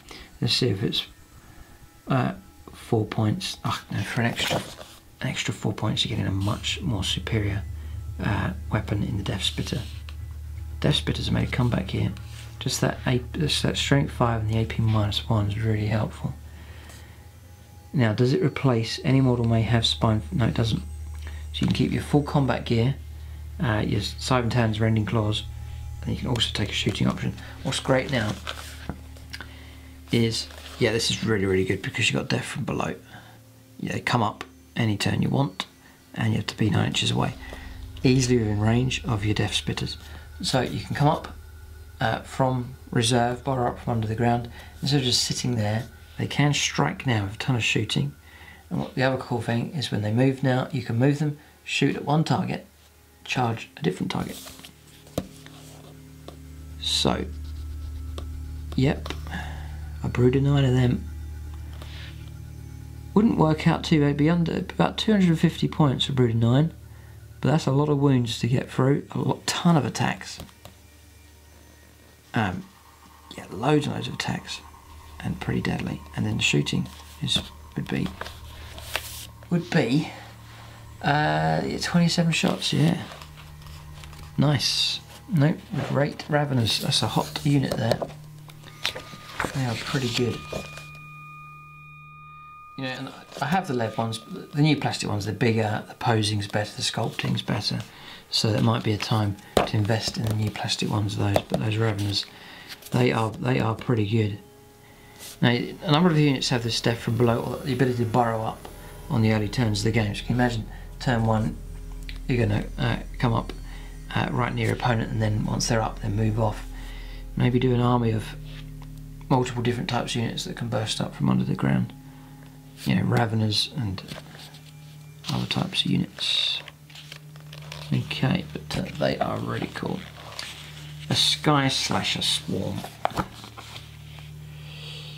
Costs 11 points each. Units are 3 to 9 of them. Oh, it's just a quicker mobile version of the what we call Ripper Swarms. Just a quicker version. Okay, so we'll leave that one. That's pretty much the same. Spine Maws, yeah, Claws and Teeth, yeah. Gargoyles. Okay, now I really like these. I really do like gargoyles. Love the models. With the Tyranid Army 7th, I was going to do that formation where you can have a winged Hive Tyrant and these things circling around to protect him, but obviously I don't think you'll be able to do that here, but would like to find an excuse to use these in a new army. Gargoyles cost here 6 points each. Units of 10 to 30 of them.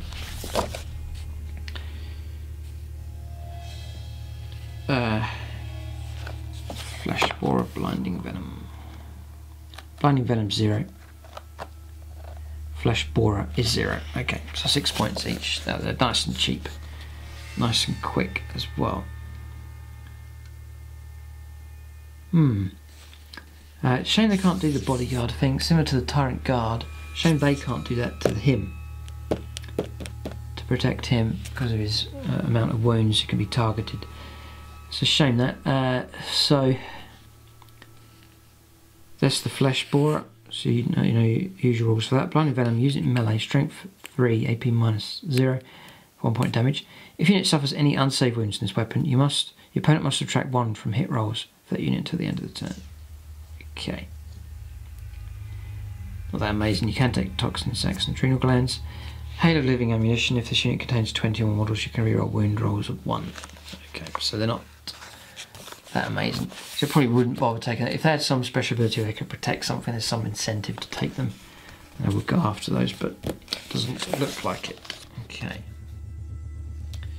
So next is one of the flyers here, the Harpy. So you've got the Hive Crone, which I was a fan of using. See if the Harpy's any good here. So you'll be looking to pay 78 points to start off with. Very cheap indeed. With your damage table, you start off on movement 10 to 30 inches, weapon skill, ballistic skill 4+, then it drops to 10 to 20, movement, weapon skill 4+, ballistic skill 5+, and then wounds 1 to 3 wounds is 10 to 15 inches, 5+, weapon skill and ballistic skill. Strength and toughness of 6, does come with 12 wounds, nice lot of wounds for him. 3 attacks, leadership 9 and a 4 up save. It's armed with 2 Strangleform cannons. This is the expense coming in here. 38, ouch, you've got to add that on twice. It'll give you 2d6 shots. Oh no, this is not bad actually. 2 Strangleform cannons is 2d6 shots. It could be a lot of shots. Comes in at strength 7, AP -1, and then 2 points of damage. You can add 1 to hit rolls to this weapon when attacking a unit of 10 or more models. Cool. Is it heavy? No, it's assault, so there's not going to be a minus for your movement. Be on force to hit, and if you go after larger units, then you're going to get +1 and freeze to hit with 2d6 shots. That's not bad. No, not too bad at all. Now it comes with Scything Wings. You do have to pay for that. It's 13. It's strength of the user in melee. It's AP -2 and D3 points of damage. You can reroll hit rolls of 1 when attacking with this weapon. That's not bad. So you can go for 2 heavy venom cannons instead for shooting. They're 30 points a time, so a bit cheaper. So that'll give you assault D3, so 2d3 assault, strength 9, AP -1 and D3 points of damage. Nice. And that's assault as well, so minus. Yeah, it's the Harpy. It's not bad, actually. I think it'll stay quite comfortably below 200 points as well. No, Harpy's not bad at all. Not bad. Death throws have covered before Sonic Screech. When the Harpy successfully charges, at the end of the turn, enemy units within an inch cannot be chosen to fight until all other eligible units have done so. Right, it's quite crippling there as well with the Sonic Screech. Yeah, it's not bad. Spore Mine assists. The Harpy can drop Spore Mines as it flies over enemy units in the movement phase. To do so, after the Harpy has moved, pick an enemy unit that it flew over and roll a d6 for each model in that unit, up to a maximum of 3 dice. For each 4+, a Spore Mine has hit the target and explodes. Roll a d6 to find out how much damage is inflicted on the unit. On a roll of a 1, the Spore Mine fails to inflict any harm. 2 to 5 inflicts a mortal wound. And on 6 inflicts d3 mortal wounds. Each time a Spore Mine misses its target, set up a single Spore Mine anywhere within 6 of the target unit, and more than 3 inches from any enemy model. If it can't be deployed, it's destroyed. This then follows the rules for Spore Mines that are part of your army, but it cannot move or charge during the turn it was set up. Yeah, you have some fun with that. Now, the Harpy is pretty, you don't run out of that either. That's just constant. Every time you fly over something, you can get that bonus. So the Harpy is good. It's really good. So I'm surprised that I wasn't expecting that one to be as good. Okay, so next, it does look pretty cool. Next is the Hive Crone. Hive Crone costs 92 points. We're obviously going to have to add on top of this here. I believe it's all the same stats as before. Nope, you get 4 attacks with him, not 3, so that's good. Yeah, but everything else remains the same pretty much. Hive Crone is a single model armed with a dual cannon. Yeah, 316 for that one. Tentaclids, 24 points just for the set of them. Scything Wings, another 13 points. And then, what is this? And a Wicked Spur, 0 to get that for free. It can also fire Stinger Salvos, which costs 11 points. Okay, just a bit of extra shooting. Yeah, it's worried about this here. The draw cannon, it's D6 shots, range 8, so there's the randomness there. It is strength 6, it's AP -1, and it's auto hits. I wouldn't rate that particularly. Not as good. You could position that template in 7th, so you could catch 10 models. Here, If you roll badly, you're going to hit 1 or 2 models. That's the hits. Then you've got to actually roll the dice to actually get the hits, let alone determine the number of shots. So, no. Okay, Tentaclids is assault 2. So you don't choose how many of these you're going to fire. It's just assault 2 every time you fire. Range 36, strength 5, AP minus nothing, 1 point damage. You may reroll failed hit rolls for this weapon against units that can fly. That's helpful. In addition, if the target unit is a vehicle and you make a wound of a 4+, it suffers 1 mortal wound in addition to any other damage. If you make a wound of a 6+, it's D3 points damage. Okay. Here's the rules for this. The Wicked Spur. Strength 8. AP minus 3, D3 points of damage. Each time the bearer fires, one and only one of its attacks must be made with this weapon. So there's no flying over the top of units and using it to pick things off. So Hive Crone's taken a bit of a knock here. Just on instinctive behaviour and death throws, and there's no other bonuses. Yeah, so I would rate now, a bit of a turnaround, but I'd rate the Harpy higher. Yep, probably give it double venom cannons. Yeah, so Hive Crone then, not quite as good. No, I would rate the Harpy for sure. Right, so next one's the Mucoloid Spores. Here, it's 20 points a time, so you can get 1 to 3 of them. Movement is 3 inches, very slow. Strength 1, toughness 3, 3 wounds, 1 attack, leadership 10, and a 6-up save. So you can get up to 3 of them. Float down. During deployment, you can set up a Mucoloid Spore unit in the upper atmosphere instead of on the battlefield. At the end of any of your movement phases, it can float down to the battlefield and set it up more than 12 inches from enemy models. What does this thing actually do? 20 points a time.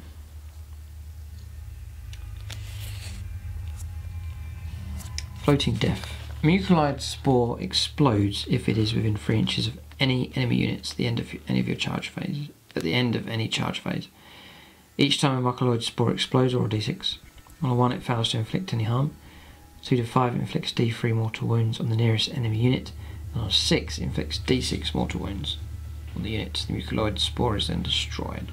Okay, so we see them as annoying. Living Bombs. Mucoloid Spores automatically pass morale tests. Furthermore, the spores are discounted for the purposes of army victory conditions. Their destruction never awards victory points. They do not count towards the number of models controlling an objective. They do not count when determining if a player has any models left on the battlefield. If you're playing a matched play game, the creation of new Mucoloid Spores from a Spore Node ability is free, and the Mucoloid Spores points cost does not come out of the pool of reinforcement points. Okay, so nice models as well. So it's a possible option. They do descend down. I like the idea of that. They could join in with other units doing that. What's like the idea of perhaps an ambush? Don't know where they're going to deploy Tyranid sort of army. Okay, remember there is that rule: up to half your army can go into reserves. You can't go and do an entire army that's going to be off the table. It's got to be balanced enough. So here's Spore Mines. They're 10 points each. Stat line's obviously poor. It's 3 inches. It's 1 strength, toughness, wounds, attacks, all 1, and then leadership 10, and a 7+ save for them. Float down. During deployment, you can set up unit Spore Mines in the upper atmosphere instead of on the battlefield. At the end of any of your movement phases, it can float down. That's the usual rules for that. Floating Death. Yep, as we've seen there with the Mucoloid. And then Living Bombs. Yes, they're cheap option for sure. Obviously, I played against a Tyranid player who had these ones, and you just end up targeting them as a priority when they get close enough. So there's not too much protection for them there. There's none at all really, so they're easily killed. Right, so the Tyrannocyte, the Tyrannokite. Here is 98 points to start off with. This is your transport option here. It starts off with weapon skill, ballistic skill 5+. That stays the same throughout. Here it's the movement is affected, movement 6, then it drops to 4, then it drops to 2. Weapon skill, no, strength starts at 5, drops to 4, then 3. Attacks is D6 at full strength, D3, and then 3 right at the end. There's toughness is 6, 12 wounds, it's durable enough, leadership 7 to 4 up save. We've seen these weapons. Look at that, a Tyrannocyte is a single model armed with 5 Death Spitters. God, 15 shots. Nice, this model may replace all of its Death Spitters with either 5 Barbed Stranglers or 5 Venom Cannons. Oh dear. Problem is the ballistic skill is 5+, which is a shame. So now Death Spitters, I'm just wondering. Yeah, you got to add 8 points. You have to add 8 points on times 5 to the cost of these.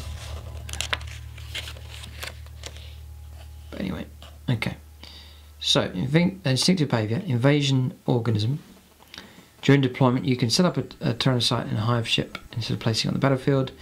You have to come down, and it has to be 9 inches away. Any models that are inside the Tyrannocyte to your right must immediately disembark in the same manner as unit disembarking from a transport, except that they may be set up more than 9 inches away from any models. Any models that cannot be set up in this way are destroyed. Transport Spore. When you set up a Tyrannocyte in its hive ship, you can also set up a hive fleet infantry unit for up to 20 models, or a hive fleet monster with wounds characteristic of 14 or less inside. This cannot be another Tyrannocyte or a spore cyst. Pretty versatile there with the transport option, which is really good. And you've got death throws just there. It's quite a bit, it's a blob on the table. It's not bad, pretty good protection, pretty good for what units you can cover. So the Tyrannocyte isn't too bad. Okay, so now we're on to heavy support. And we're starting off with the Carnifex, the classic Tyranid unit. Now, we'll see if they've improved. I think they might be pretty good for points wise. So let's have a look here. So a Carnifex then does cost 67 points. I wonder how much they'll be when you add everything on. So movement 7, so not bad. They could have made them slow, but 7 inches move isn't bad. Downside here is the weapon skill and ballistic skill is 4+. That's going to affect the crushing claws, which is a shame. Strength is 6, toughness is 7. 8 wounds, nice. So there's no table here, so they're going to keep their stat line throughout. That's pretty good. 4 attacks as base, that's nice. Leadership 6 and 3 up save. The unit contains 1 Carnifex. It can contain an additional Carnifex or 2 more of them. Each model is armed with 2 pairs of monstrous scything talons. No, they're good. And a fresher scythe. Monstrous scything talon. 2 pairs. So you're paying 28 points for monstrous scything talons. 28 points plus 67, so you're still below 100 points here. And then fresher scythe, 7 points. So bog standard Carnifex is now about 100 points kitted out. It's not bad at all for what you're getting. For 100 points you're getting a monster. See, monstrous scything talons here, you'll be at strength 6, but it's AP -3 and 3 points of damage. If you've got your reroll hit rolls of 1, so that helps with his unreliability, and then you get an extra attack each time you fight if you've got 2 pairs, which you have. And the fresher scythe there as well. Yeah, no, deadly enough. Any model may replace one of its pairs of monstrous Hive and Tyranids with items from the monstrous biocannons, so they do have that option.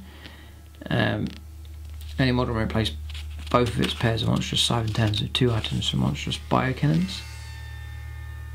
Okay.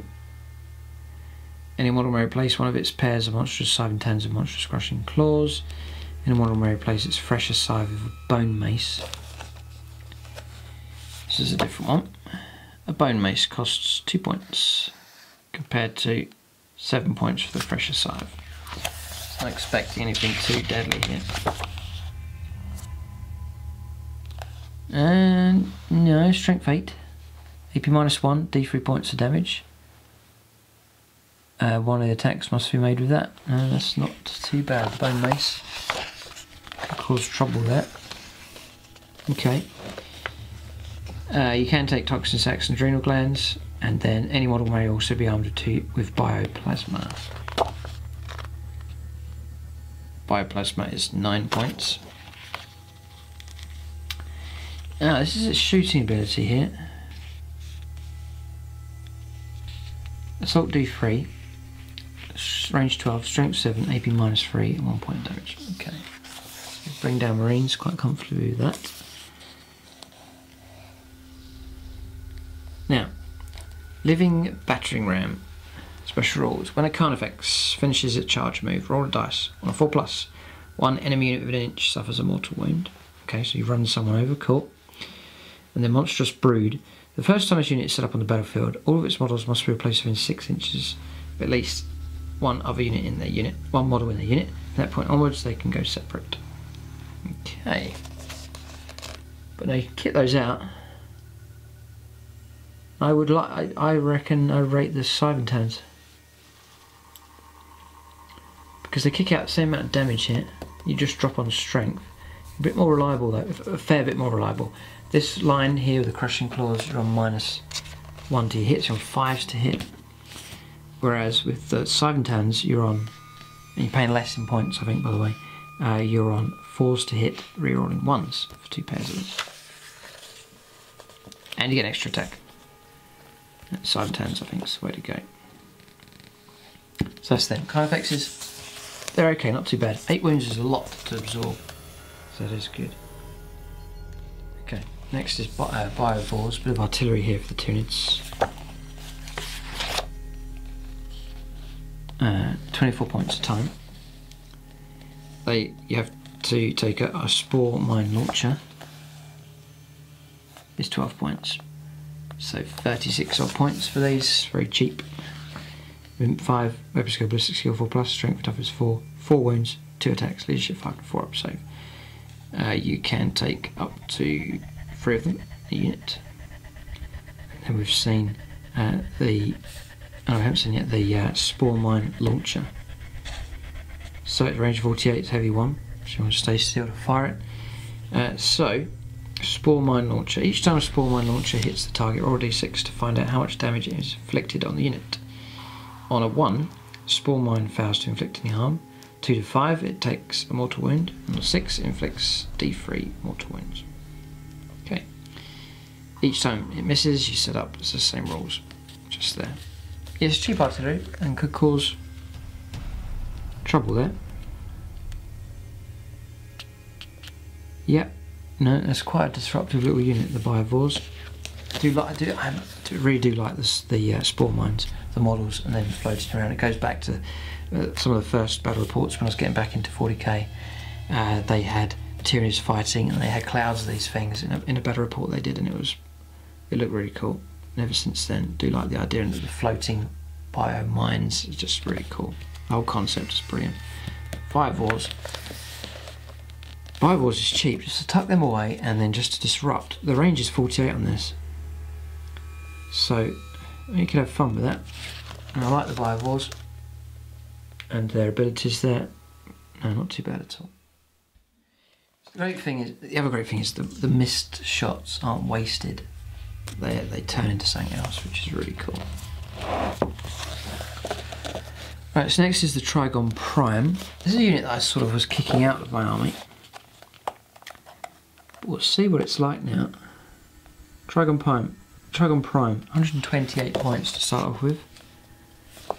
It is cheap. Here it is 12 wounds, so you're on the top range here. The top bracket is 9-inch move, which is quick. It's better than 6, that's significantly helpful. Weapon skill 3+, plus 6 skill 4+. It does drop down to 7, 4+ and 5+ there for weapon skill plus 6 skill, and then 5-inch move right at the last few wounds. Weapon skill 5+, plus 6 skill 6. Strength 7, toughness 6, 12 wounds, 6 attacks. Nice, that's really good. Leadership 9 and 3 up save. It's armed with 2 bioelectric pulse with containment spines, a biostatic rattle, and 3 pairs of massive Siven talons. Okay, so 128 points. Bioelectric pulse. There's the rattle, by the way. Biostatic rattle is just 5 points.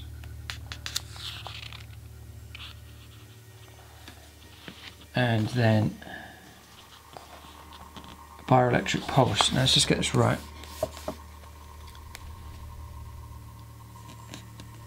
It does come with the containment spines. It's bioelectric pulse with containment spines. 21 points.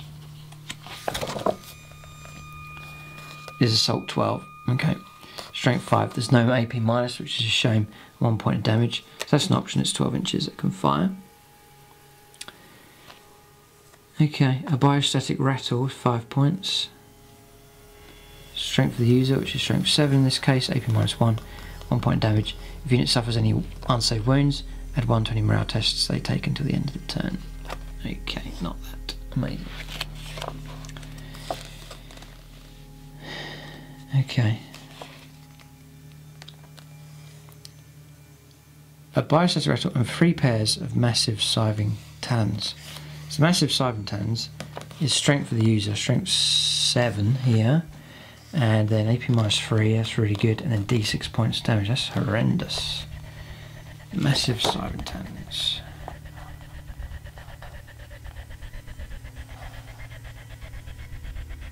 £60 points you have to add on for that. It's if they come with 2 or more pairs. So that's your cost there. That's a shame that's leapt right up. Tervigon Prime 128 plus 60. So just short of 200 points. So roughly for the Prime, was roughly paying about 230, I think 230 in the previous, so just below 200 here. You could take toxin sacs and adrenal glands. Okay, the other options here is biostatic rattle with prehensile pince, we've seen that, and then a toxin spike. A toxin spike. It's just a point. Alright, okay. So listed here what it does. Yes. Strength of... Oh, strength 1, but you wound on 2+ for units other than vehicles. It's D3 points of damage. Not bad, but yeah, 4 armor save. So now, yeah, you do get this here, Subterranean Assault. Oh, just to cover here, look, massive Siven talons, strength of the user, strength 6, AP minus 3, D6 points of damage, but tons of attacks. Need freeze here, it's pretty good. Then you get an extra attack with this weapon. There's more than 1 pair of Siven talons. Now you're on 7 attacks. You reroll to hit. Nice, no, it is deadly. Subterranean Assault. During deployment, you can set up a Tyranid Prime underground instead of placing it on the battlefield. It comes up, it has to be more than 9 inches away. But it creates, by placing it on the battlefield, at the same time you can set up a Tyranid troops unit in the Tyranid Prime's tunnel. At the end of any of your movement phases, set up the Tyranid Prime anywhere on the battlefield. This is more than 9 inches away from enemy models. If there is another unit in the Tyranid Prime's tunnel, set up the same unit. Set up at the same time, wholly within 3 inches of the Tyranid Prime, more than 9 inches from enemy models. Any models. that you cannot place this way are destroyed. Cool. So a infantry unit of your choice, troop's choice, placed in. No. I think it's troops, not troops choice, or infantry unit. Sorry. Yeah.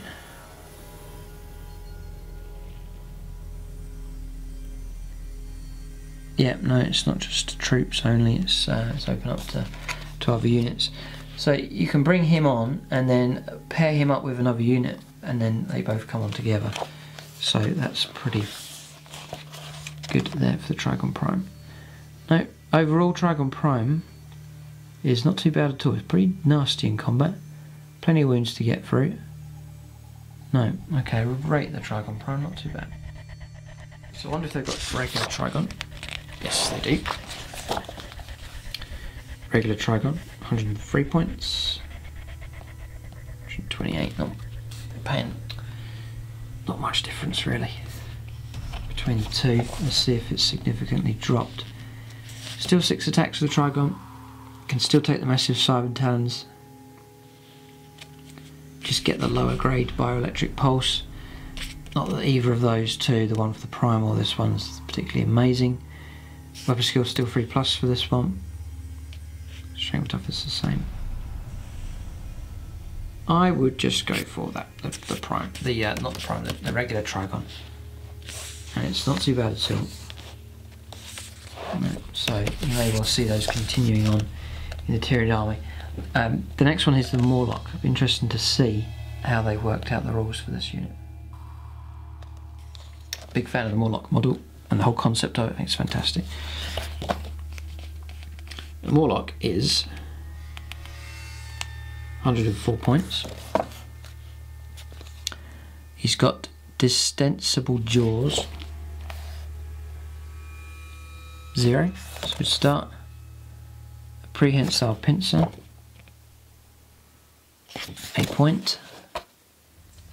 3 pairs of Cyber Talons. That is the no. Cyber Talons for him. Yes, it is, not the monstrous version. It's quite crucial. So he has the smaller claws on there, or the Cyber Talons on the actual model, and that's how he's been represented here in the rules as well. So plenty of this is interesting here. So movement 9 here, just looking at his top stat line. So movement 9, weapon skill 4+, strength 6, and then it drops down to movement 7, 5+ weapon skill, strength 5, then strength 4 last of all, weapon skill 6+, movement 5. Does have the 12 wounds, toughness 6, does have crazy amount of attacks, 8 attacks here for him. Loads of attacks, but not really.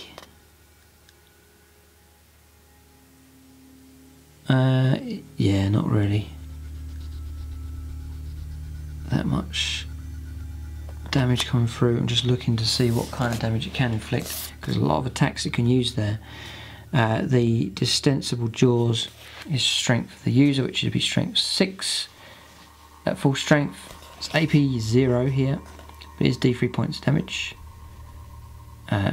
Each time the bearer fights, one and only one of its attacks must be made with this weapon, so he has to fight with that tail.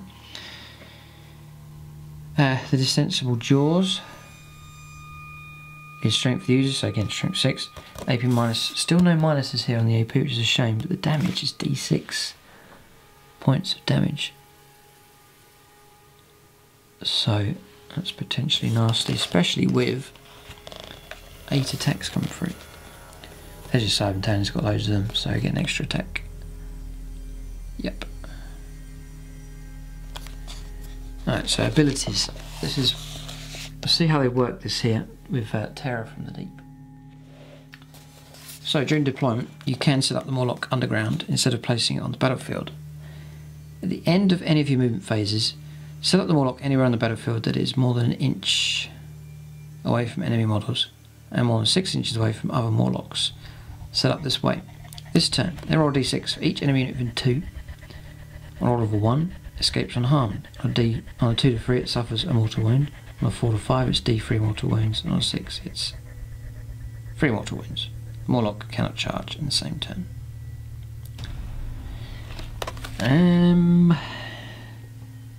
you want to try and land up as close to as many units as possible just to maximise that power. Yes, okay. Burrow.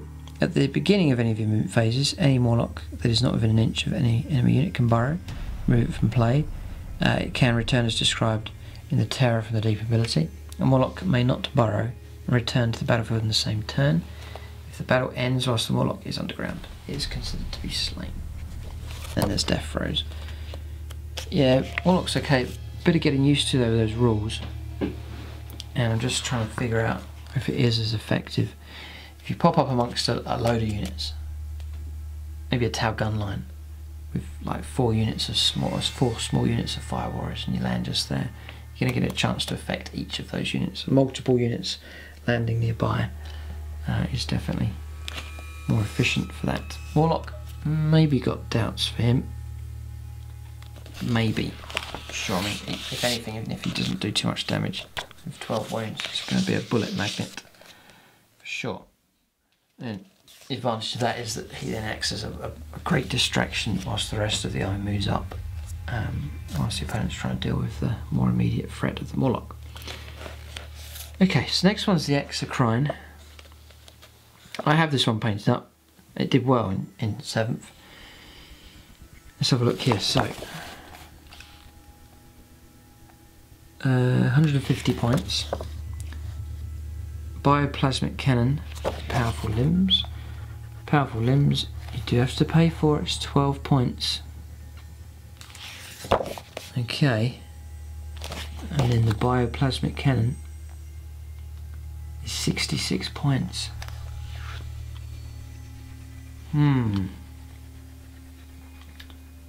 Ouch, you are paying out a lot of points for this thing. 250 odd points. Movement 6, quite slow. Weapon skill, ballistic skill. Right, so there's 4 pluses to start off with, then it drops to 4 plus weapon skill, 5 plus ballistic skill, and then the 5 pluses after that. Okay, so you get 3 attacks by the way at full strength, then D3, then it drops to 1. So the question is this bioplasmic cannon. Range 36, 6 shots. And that's good, I mean, that's really good. They could easily have made that heavy D6. But it's heavy 6. Remember, we'll be on -1 to hit with him if he moves. Strength 7, AP -3, and 2 points damage. That's nice enough. Instinctive behaviour and then symbiotic targeting. If this model does not move, it can add 1 to its hit rolls in the following shooting phase. If you do so, it cannot charge in the same turn. Okay. That helps. Yeah, it does help, yeah. There's a big bonus for not moving. You know, if you move, you don't get that bonus, and then you're on -1 with your heavy.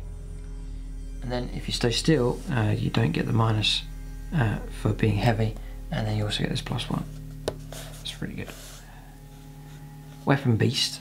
If this model does not move, it can shoot all of its weapons twice. That has just made that incredible. That's fantastic. So now you're looking at 12 shots, yeah. Nasty. And you've got the death throws roll as well. It's the Hive. Decent weaponry. I don't expect it to blow something away in the first round of shooting, but definitely. It's all good here. And it's the bioplasmic cannon's range 36 as well, so some brilliant reach with that thing also. So I do like the Hive, it's nice, and it is gone up in points, but you're getting something pretty good. The shooting options are really cool. Okay. Tyrannofex is next. 174 points. You've got to pay for Stinger Salvos, about 12-14 points. 11 points for that. Acid spray. Do you have to pay for that? It's 31 points. Oh dear me. And then okay, so that's that. Here it is, rupture cannon. This model will replace its acid spray with flesh borer hive or rupture cannon. I'll have to check those out. So acid spray then, you've paid 31. That gets range 18, heavy D6, strength for the user, AP -1 and D3 points of damage. It's not that deadly at all. The flesh borer hive is 28 points, a little bit cheaper. Range 18 again, heavy 20, God. Strength 5, no minus, and then 1 point damage. So pretty tame on the stats, but heavy 20 is amazing. So obviously you want to try and remain stationary to fire that under a better ballistic skill. Rupture cannon, range 48. It's 46 points you are paying out for this, but that gives you heavy 2, strength 10, AP -1, and 2 points of damage. Okay, it's not bad there for the rupture cannon. Just the AP is quite poor on that one. Okay. Stinger salvo, seen, powerful limbs, strength for the user, it is AP -2 and 2 points of damage. That's not bad at all. Your attacks is going to be 4 on full strength. Strength 7 by the way, ballistic skill 4+. It just gradually drops down.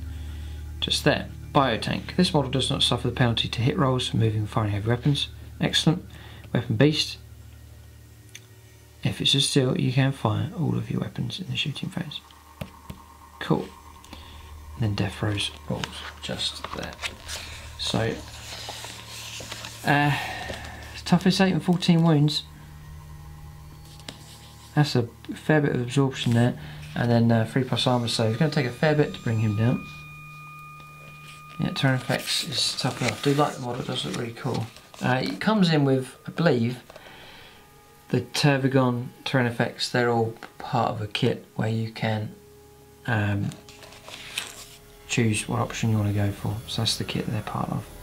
Just there. But Tyrannofex, yeah, it may well be an option. But then, if you're sitting still each turn, it's don't have trouble, you're chucking out 2 shots a time. Yeah, I don't know about that. So I think combat's the direction I'm still going to head with the Tyranid. So I'm not sure about the protection of Venom Thropes, and they're a bit slow. So you may well see sort of subterranean type army attacking that way, and then maybe a quick ground force moving up. That kind of combination, possibly. Right, next then. We've virtually finished. There's last 2 entries here. So next is the Toxicrene, which is this model here, which I really like. Such a presence on the table. So we'll see. We really want to get one. We'll look it up here. Toxicrene is 135 to start. Movement 8. Okay, so it's not too slow. Ballistic skill 4+. Across here on the damage chart, its weapon skill 4+, drops to 5+, then 6+. Strength is 7 to start off with, then it drops by 1. And attacks is 6, and then that drops by 1 as well in each of those brackets. 6 attacks is good. Only forced to hit though with his weapon skill. Toughness is covered there. Or strength is covered there. Toughness is 7. 12 wounds, nice. Attacks. He should 7 to 3 up. So, Toxicrene is a single model armed with choking spores. You do have to pay, it's 13 points, and then massive toxic lashes is 0 points. Alright, so not paying out too much for him at the moment, it's nice. So, choking spores is range 12, assault D6, strength 3, no AP, D3 points damage. You can reroll failed wound rolls for this weapon. In addition, units attacked by this weapon do not gain any bonus to their saving throws for being in cover. Okay, so choking spores. And in the Toxic Lashes, you can shoot with them and fight in combat. So, I haven't paid out too much for this really, so this isn't too bad. The Lashes then for shooting is range 8. Assault D6. Strength of the user, it's AP -1. It is D3 points of damage, that's not bad. This weapon can be fired within an inch of enemy units, so you can fire into your combat. It can target enemy units within an inch of friendly models. In addition, you can reroll failed wounds when attacking with this weapon. Cool. Nice. And then Massive Toxic Lashes. Melee. Strength of the user. It is AP -1, D3 points of damage.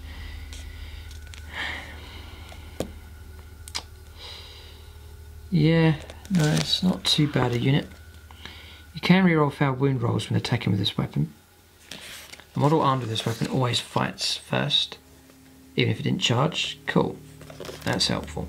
The enemy unit has units that have charged or that have a similar ability, then alternate choosing units to fight with, starting the player's turns. Okay, so similar to how it was worded earlier. So abilities then, Acid Blood, which I believe you have to pay for. Could be wrong. Okay, Acid Blood then.